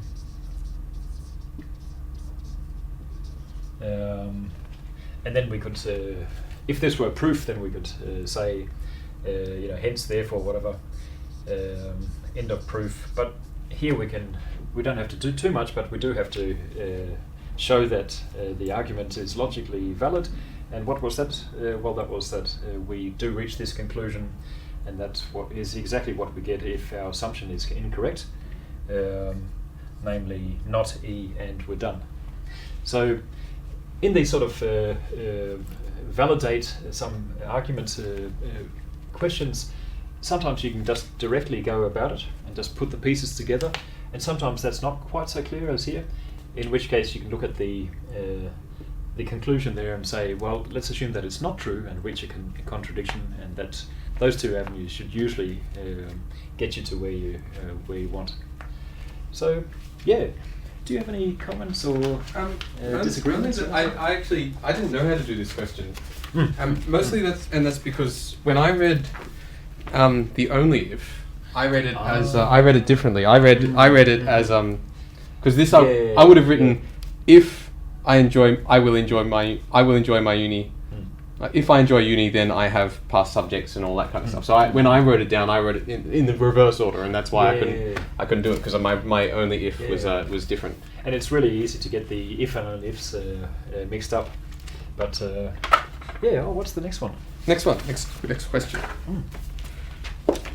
Oh, there was a comment about this. Could you have also done it with a truth table? Would that have been acceptable? Thank you. Yes, that's a great suggestion. You can certainly use truth tables for this.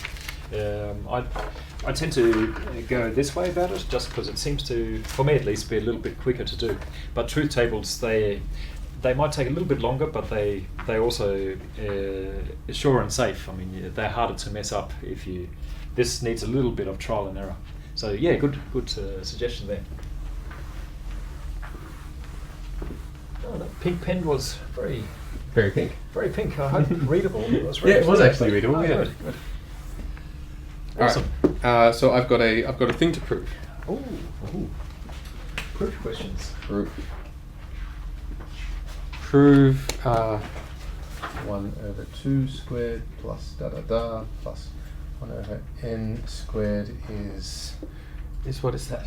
Is less than n minus 1/n. Okay, and I will prove it by induction. So the base case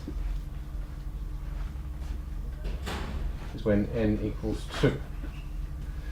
Then the left-hand side is 1/2 to the n is less than 2 minus 1/2, which is 1/2 is right-hand side. So 1/4 is less than 1/2, and so we can consider the base case to be proven. So for n equals k, then so if we assume it's true for n equals k, then 1/2 squared plus plus all the way up to 1/2 to the k is k minus 1/k. Now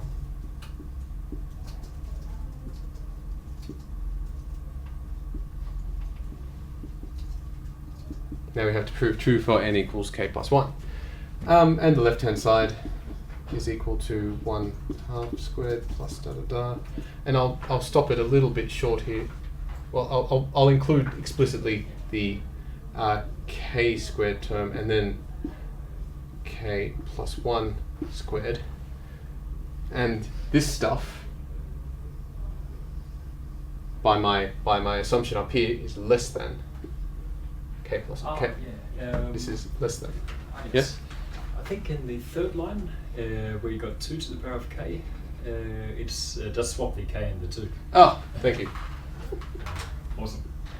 Thank you. Yeah. That one was. Did I get that right? I think I did get that. Yeah. Hang on. And thanks Did to. you have wait. K squared. Yeah. It is.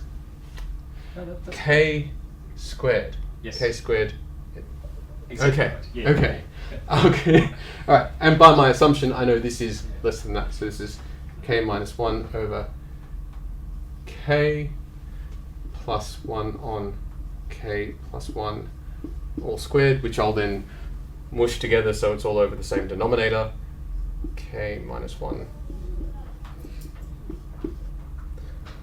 plus k all over k plus 1 all squared, which now I can expand this That's k squared minus 1, k plus 1 plus k. Sneaking in a difference of 2 squares here. K squared, and I'll expand it again. K cubed, so that times that, plus k squared, minus k, minus 1, plus k, all over k. And now I need to, well, these things go away.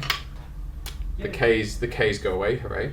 Beautiful. And I just need to get rid of that 1, and I can get rid of that 1 by just adding 1 to the numerator, and that'll make it bigger. And I'm allowed to make this bit bigger because all I want is a bound. So I will just say that's less than k cubed plus k squared minus 1 plus 1, which will just be 0, over k plus 1 squared. And now just about everything falls into place. You just, after you've removed that 1, yeah, I'll write it out as k squared, k plus 1, so we can all see where these things go. K plus 1 all squared. Oh. And now you can see where everything goes. That goes away with one of those, that goes away with one of those, and you get k over k plus 1.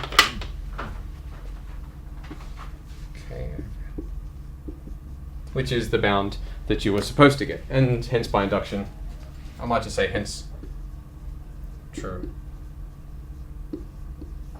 Yeah. Yay. Yay. Thomas. Yeah, I really like those sort of things for these sort of problems for the fact that they're very standard and mechanical.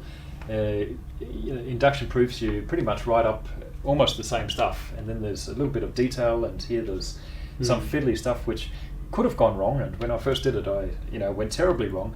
But if you just sort of try this and that, it usually works pretty quickly, and here everything falls out really nicely and beautifully. Don't worry about having to write up P of n or P of, like that sort of propositional way. If you want to do that, that's fine, but writing this up, for instance, is perfectly great. You just want the base case and you want the induction assumption and so forth. So if true, then etc. So beautiful, yeah. And here's another proof question. So you are given a theorem together with type proof. So these are usually rather simple and easy, but we do have to pay a bit more attention to presentation, which is always a struggle for me, so let's see how it goes. But the idea should be pretty simple and easy. So let's have a crack at that. So we're given I might choose that pink pen, that seemed to do well. So we have to show that something, and then there's an if-then statement at the end of the theorem. So let's start. So proof. So start off by writing proof, and we'll end off with writing end of proof. And if, we'll turn that into a suppose. So suppose that, and what was the something? That was that p was greater than the third root of n. And now we have to show that m is prime, and a standard way of doing that is assuming that it's not, that it's composite. So, and assume that m is not prime, or that it's composite. And we can write that in mathematical notation by saying, well, that is that m is equal to a times b for some integers a and b that are strictly greater than 1. And here m is a positive number. So where a and b are integers and a and b are strictly greater than 1. Okay, now we have to somehow find a contradiction here. So let's see what we've got to work with. Well, we know that n is equal to, or by definition it was equal to p times that number m there. which we've just written up as A times B. So that means that n is a product of A times something, and it's also a product of B times something. So we get that A divides n, and also B divides n. And so we've got that A and B are divisors of n, but we also know that P, the prime there, is the smallest prime factor of n.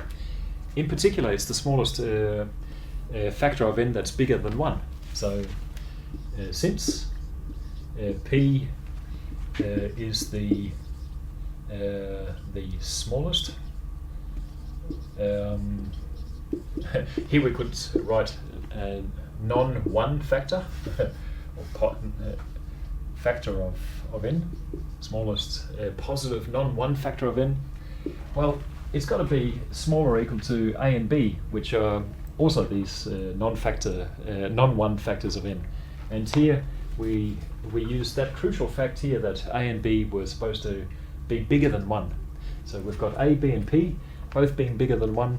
P is the smallest of such numbers that divide n. So we get in particular that P is less than or equal to A and B. And then the proof is basically just about cleaning up and bookkeeping and concluding. Because,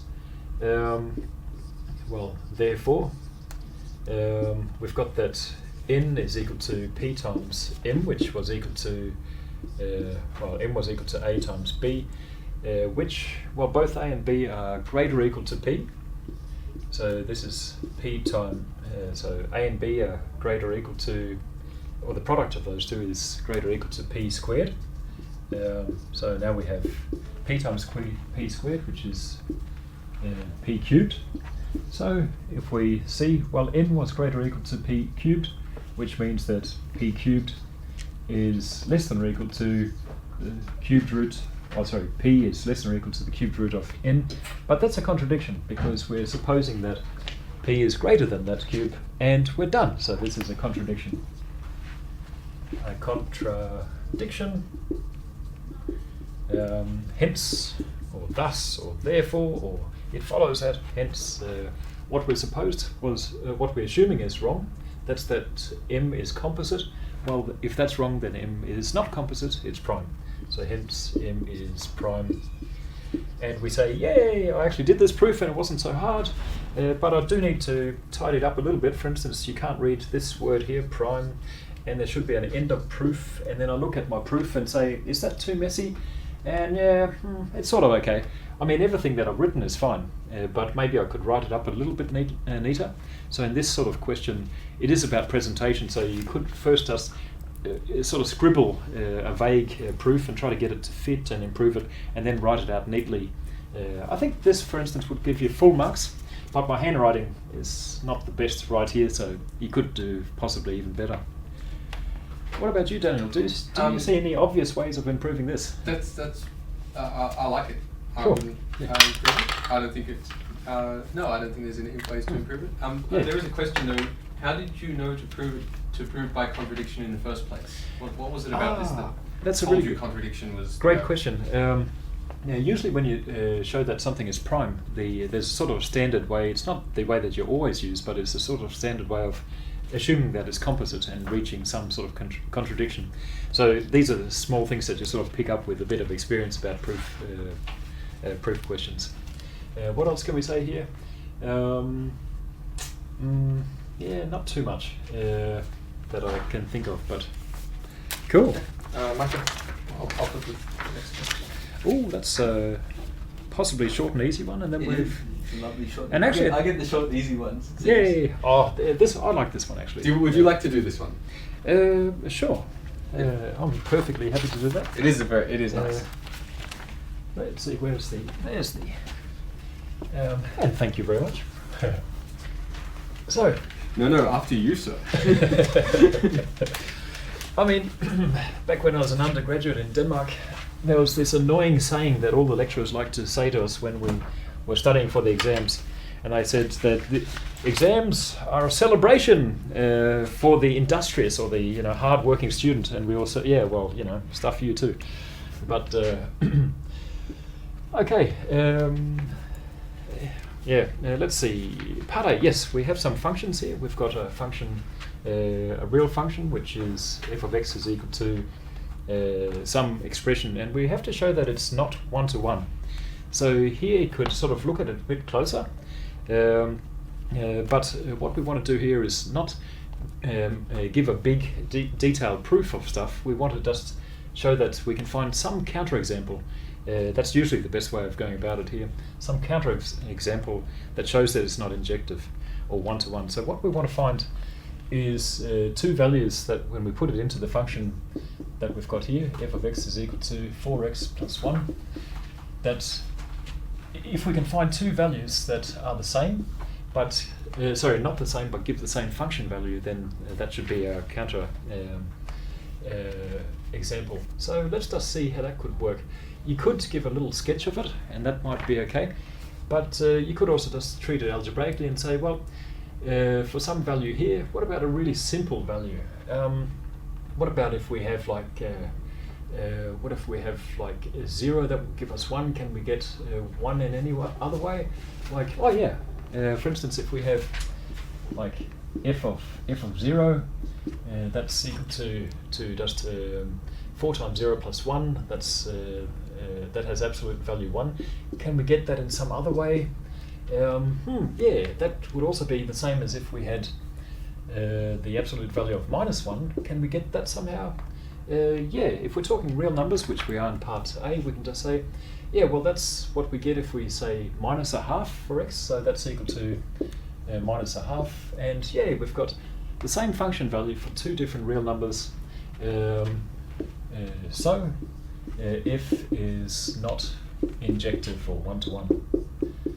Now, you sort of might be wondering, how did I think of that? And I haven't thought of it before. This was just on the fly, so you can think of these things sort of quickly. I was just trying to see, well, all of this stuff, it's around about sort of a absolute function that goes down to 0 and then sort of bounces up. So what about right in the simplest case, 0? Would that maybe work? And then you sort of look at it a bit and then you see, yeah, in this case it did. It can be helpful just to draw a little picture of it, but in this case I didn't need to. You might wish to draw one, up to you. In part B, we have to show that a very similar function, almost, well, actually the same expression, but now it's just an integer valued function, is actually one-to-one, which is sort of cute. Here we had to choose a fractional value to get a counterexample. Here we're not allowed to deal with fractions. Okay, so in part G we have to show that something is one-to-one, and our approach will then be quite different. It's that we then say, okay, how do we show that something's injective? Well, there's a sort of a standard type of proof for that. There are various ways to do it, but there's one sort of standard approach. So proof, might as well write that. We want to show that G in this case can't have the same function value twice. So let's suppose that we sort of have that situation. In particular, suppose that g of x is equal to g of y, and that would sort of sound as if I'm trying to prove that it's not injective. But what I want to show here is that if this is true, if we assume that this is true, well, that's only possible if actually x and y are the same. So I want to show that x and y are identical, that they can't be two different function values. So so that is, and here I should have a semicolon, that is, well, what does that mean? That meant that 4x plus 1 was equal to 4y, I should say, plus 1. And since we're dealing with absolute values, we can split up into two cases. So then either these two expressions, 4x plus 1 and 4y plus 1, are the same without the norm functions, and then everything disappears. The 1's cancel, the 4's cancel, and we just get that x is equal to y, which is what we want to show. Or we have the other situation where the signs of these two things are the opposite of each other. So we've got that 4x plus 1 is equal to minus 4y plus 1, in which case if we tidy up that a little bit, we've got 4.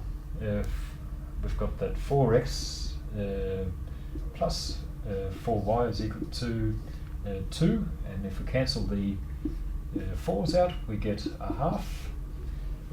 And so x plus y have to be equal to a half, and that can't be true if they're both integers. We could just write that. We could write it up a little bit more explicitly by saying that, for instance, y is equal to a half minus x, a contradiction. A contradiction. So, out of the two cases, either this is true or this is true. This is true. We found out that this case can't be true. We can't have both x and y to be integers like we're expecting them to be if we're talking about g. So this case is not true. Therefore, this case has to be true. And in that case, we've found out that x and y were identical. So we could say, therefore, x is equal to y. So g is injective.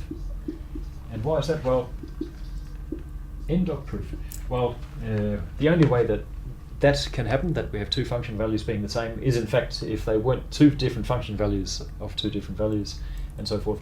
And this sort of proof is very standard if you want to show that something is injective. It follows the same lines of reasoning, but might have a bit of different detail in the middle. Oh yeah, we've still got 3 minutes. But do you have any comments from the? I might just comment. Yeah. Hang on, I've lost my questions. There. Okay. So I just want to make a comment that whenever I see a proof like this, and I see someone start off with this, then I just get this warm fuzzy feeling inside. Yeah. I know it's going to work out well, because this is how you're supposed to prove these things. You're supposed to start with this statement, and then I look down here and I see the right conclusion. I think this is the right story, and then everything else, of course, falls into place. But you've got the right beginning and ending. It's funny. There was a lot of emotion in all of that, and I get the same thing if I'm marking. Then isn't this lovely? Which reminds me though, if you know what to do, basically, if you know sort of the proof structure, then write it down. Proof, suppose that this, and then see where it gets you, and right at the end, even if you stuff up and can't get it quite to work, then just move on and say, therefore this, so, because you know what you're heading for, and the marker will be able to give you almost full marks, even if you stuff up the middle bits, which aren't so important. It's more about the ideas of what to do. So, yeah. Cool. I've skipped question 1, so we're on chapter 4. We're on question 4 now. I've skipped part 1 just because it's. I don't think there's any surprises there. It's just calculations. Oh yeah. So we've reached the 2-hour mark, and I'm just gonna. I think we can afford to skip number 1. 2 hour minus 2 minutes. We've got 2 minutes to finish the exam. Right. Okay, so my question is, find the general solution to the recurrence relation. Yeah. So, by the way, I should also mention that yes? we've done 60 real marks now, which is 10 more than in the exam that people will be doing on Monday. So the first step in all these questions is to find homogeneous.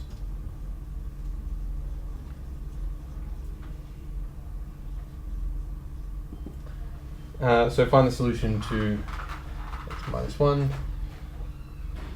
to a n minus 2 equals 0. So forget whatever that junk was on the right hand side of the equality and just solve this equation. Yes?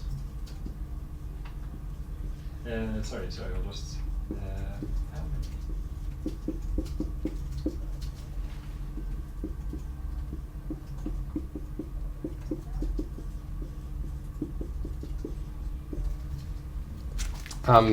I'm just going to slap down the characteristic equation, churn it out, the values of lambda, hence.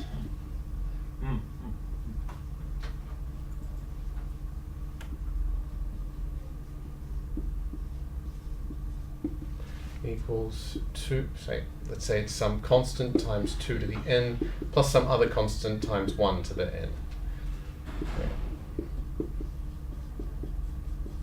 And if you had initial conditions, then they would determine those things. There's Yes. there seems to be comments that a lot of people are asking to skip this question. And Oh. a few would like some details. So is it possible to sort of maybe sketch it or give some general?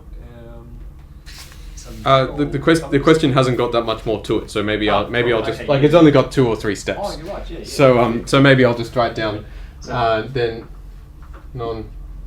Cool. Yeah. Sorry for the interruption there.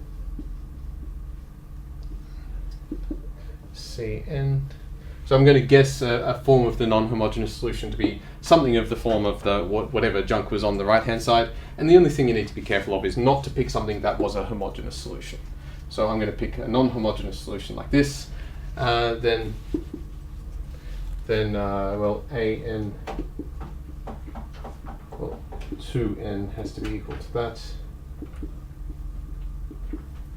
Equals, well, you just sub it in, and maybe I will condense it. It ends up being negative c. Yeah. Cool. C. Yeah.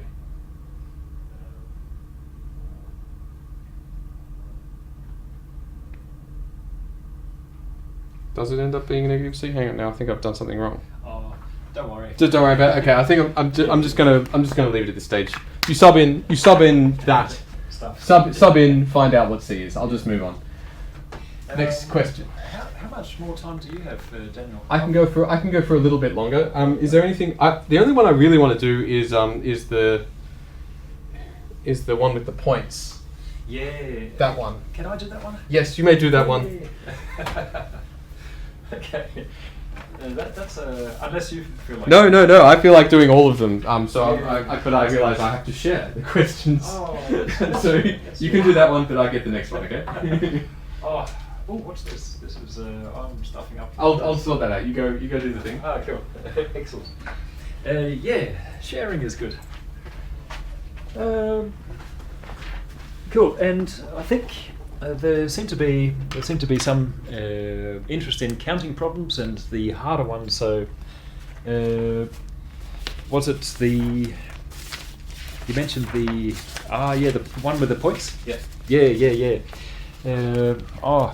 I like this one, but I'm sort of happy that I didn't, that I wasn't like a student having to be in the exam for this one, because it's a bit complicated to think about right off. So you've got n points in 3 dimensions, 3 in R3, but no, wait, the points have integer coordinates, meaning that the coordinates are in Z3 after all, so the question could have been posed a little bit simpler. And speaking of which, let's just simplify things all in all. If you're dealing with R3, well, it might be useful to think about smaller dimensions, either the plane or the real number, or in this case, the integer number. So let's try to think about this question, both parts A and B, in terms of just first 1 dimension, possibly 2 dimensions, and then 3 dimensions, and get a feel for what's going on here. So in part A, we have when does the midpoint of the line segment P1, P2 have integer coordinates? So let's just look at the one-dimensional case where we've got numbers on a line, P1 and P2, and when do they have a midpoint there that's also an integer? Well, that would be that the distance here has to be, well, the average here can't be something with a half, so it would have to be that this distance and this distance would both have to be odd, or both have to be even, or if we wanted to say it a bit more explicitly, and here P1 and P2, we can treat them as just integers in this case. That would be P1 plus P2 halves. Oh, okay, yep. So for n to be an integer, you'd need the sum of those two to be even, and so forth. So if we have if we're looking at the points that we're dealing with, the points in P. So if we're talking about points Pi in Z3, well, they've got then the coordinates x1, xi, yi, and zi. And we've got to treat each of those coordinates exactly in the same way, separately. The coordinates are independent of each other, so we can use the same argument 3 times. So when does the first coordinate have an integer value? Well, that must be when the integer values, if we replace z by z3, and now it's like in 3 dimensions. And now let's get rid of these. Let's see whether we can, without too much delay, just have some points here and here in this 3-dimensional space, and here's the midpoint, which then has some coordinates. Well, each of those coordinates have to be integers. That's what we're asking. And when is that true? Well, that's when each of the pairwise differences between P1 and 2 integer-wise. That's getting to be a long sentence. I'll write something up here. So let's see. We've got 2 points. We've got P1, and so that's where we replace the i's by 1, and then we've also got P2, which is equal to x2, y2, and z2. And if their midpoint there is supposed to have integer coordinates, then x1 and 2 have to have distance something even. In other words, they have even distance. The y's also have to have even distance, and the z's have to have even distance as well. So I suppose that's one way of saying it. I'll just write it up, and then we can have another look at it. So when does the midpoint, that one there, have integer coordinates? Well, m is in Z3. That's one quick way of saying that it's got integer coordinates. If and only if these distances here, x1 minus x2 and y1 minus y2 and z1 minus z2 are even. So the distances between these coordinates pairwise is even, and that's a perfectly good answer. But when we get to part B, then things get weird. And Can I so, have a quick oh yes, yeah, quick please. one? When the coordinates are either both odd or both even. Yeah, I exactly. think that's a more kind of part B kind of response to this. Exactly. So at this point, we don't. I mean, this seems perfectly fine from a geometric point of view. But when we get to part B, then that geometric point of view will have to be rephrased a little bit, just like Daniel says. So in part B, we look at it first, and you say, "Wow, that's complicated." Okay, giving reasons, find the least value of n. So there's some n points for which it must be true that at least something, one of the midpoints of all the possible line segments has integer coordinates, and that does sound very weird and scary. So weird and scary, and you say endpoints or some number of things at least, and how many? Weird and scary. Yes, this is a pigeonhole principle question. So ticks the boxes for that. Okay. Once you sort of realise that, then you can see what are the pigeons. Well, these would be the points. Pigeons. And what are the pigeonholes? And that tends to be the hard thing to find in pigeonhole problems. But what we're dealing with here, we have to find at least one of the midpoints here that satisfy whatever. And midpoints, well, when we're talking about pigeonhole principles, it's usually saying there are at least 2 of something that have the same property or more. Here we don't have 2, we've got a midpoint, but the midpoint is sort of implicitly saying, well, it's we've got 2 points, and we're looking at them, and then we're looking at their midpoint. So we're looking at all these points, and we're comparing them pairwise and looking at each of their midpoints. So we have to somehow find a pigeonholes out of this. So, and there we can say, well, that's not going to help us much, but we could rephrase all of this, to say that x1 and x2 2 are both even or both odd. Because maybe even say equal mod 2. Yeah, which I think I'd prefer that personally. So mod 2, and similarly for yi and zi as well, the same sort of conditions. So And that starts to give us an idea of what the pigeonhole says. But if it's still a bit complicated, let's go back to Z1, where, well, when would you have, how many points would you need in order to get the midpoint of of at least 2 points to be integer based? And here, given what we've looked at here, it's something about odd and even. So if we looked at in Z, looked at the sets S1, they are the odd numbers, and S2 the even numbers. Then if you just have that n is greater or equal to 3, so anything more points than you've got boxes down here, these would be the pigeonholes if we had one dimension, then at least 2 of the points would have to be either both odd or both even, in which case the midpoints are integer based. And then you say, oh, okay, hey, we can do that in 3 dimensions. We just define more sets. So here we'd have S1, for instance, all points x, y, z in Z3, for which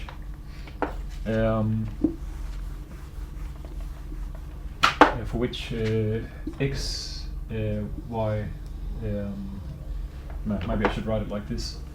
X is even, y is even, z is even, and S2, and I won't list them all up, but say the same sort of thing where you've got x is even, y is even, z is odd, and you've got 6 more cases. So you've got 8 all in all cases where these 3 coordinates could be either odd or even. So dot dot dot S8 is equal to, and when you're writing this up, if you were to, if you had been getting this in an exam, you could just write it as I'm doing, in fact. X is odd, y is odd, and so forth. And z is odd. And you see that all of these sets, we've got 8 of them. We've got that they partition all of the points in Z3. So if we have just more points than there are sets here, so if we have in particular n greater or equal to 9, then that should be true. Given reasons, okay, well, I think this is almost reasons enough. If we say these are 8 pigeonholes, so these are 8 sets into which we put the n points, the at least 9 points, and since we have more pigeons, we can say by the pigeonhole principle, at least 2 points lie in some set Si, and therefore have an integer. Now I'm running out of space. An integer midpoint m. Now it's getting really hard to see, but an integer based or integer coordinate wise midpoint. Sort of run out of space to write it. So this is one of the harder pigeonhole problems, but the way to go about to make it easier is first recognize that it's a pigeonhole principle, collapse the dimensions down from the scary 3, complicated 3 down to 1, see what happens, and then try to see whether you can sort of inflate it back up to 3 again. And that works for me. I defined some sets here. You could do it in different ways, but what about you, Daniel? It sounded like you might possibly have a... Yeah, I wouldn't mind having a crack at this question as well, and then maybe we'll call it a day. I mean, sounds good. What you're doing is recognizing it's pigeonhole principle, and the answer, the essential, the parts are all here. You mean part A is correct. You recognize the right criteria. It's quite clear to me what the pigeonholes are. And that's what you'd want to. When I come along with this and reading it, I know it's a pigeonhole question, and really all I want to know is how have you defined your pigeonholes? Yeah. And do you have the right number of pigeonholes and stuff like putting a circle around this and defining your pigeonholes like that makes it easy for me to come along afterwards and say, oh, I recognise what's going on here. So we've got, we're singling out the pigeons, we've got Yeah. the Pigeonholes. pigeonholes, we've got how many there Yeah. are, Yeah. and you don't have to use mathematical formulation, you just have to make it clear in some way or other. You could do it very nicely mathematically using congruences here. Here I've sort of done a mixture of maths and writing, but do also remember to say something like by the pigeonhole principle just to get it tied all together. Yeah. Yeah, look, all I would have done is present it differently. Yeah. So I don't look. Maybe I don't even want to do that anymore. Let's call it a day. It's the same stuff, but I was just going to wrap it up a bit differently. Yeah, Okay. yeah. Cool. Let's call it a day then. So thank you for watching. I hope you do well in the exam. Yeah. Good luck with that. Crush it. HD for the win. You still have a weekend, which I hope that if you don't have life going on, then that's actually quite a long time. You've got tonight, tomorrow, Saturday. You can get through a lot of exams. Please do use the Moodle forum and contact us directly if you want, and so forth. I'll try to stay close to my emails during the weekend. It was fun. Sorry for being a bit tired and confused, but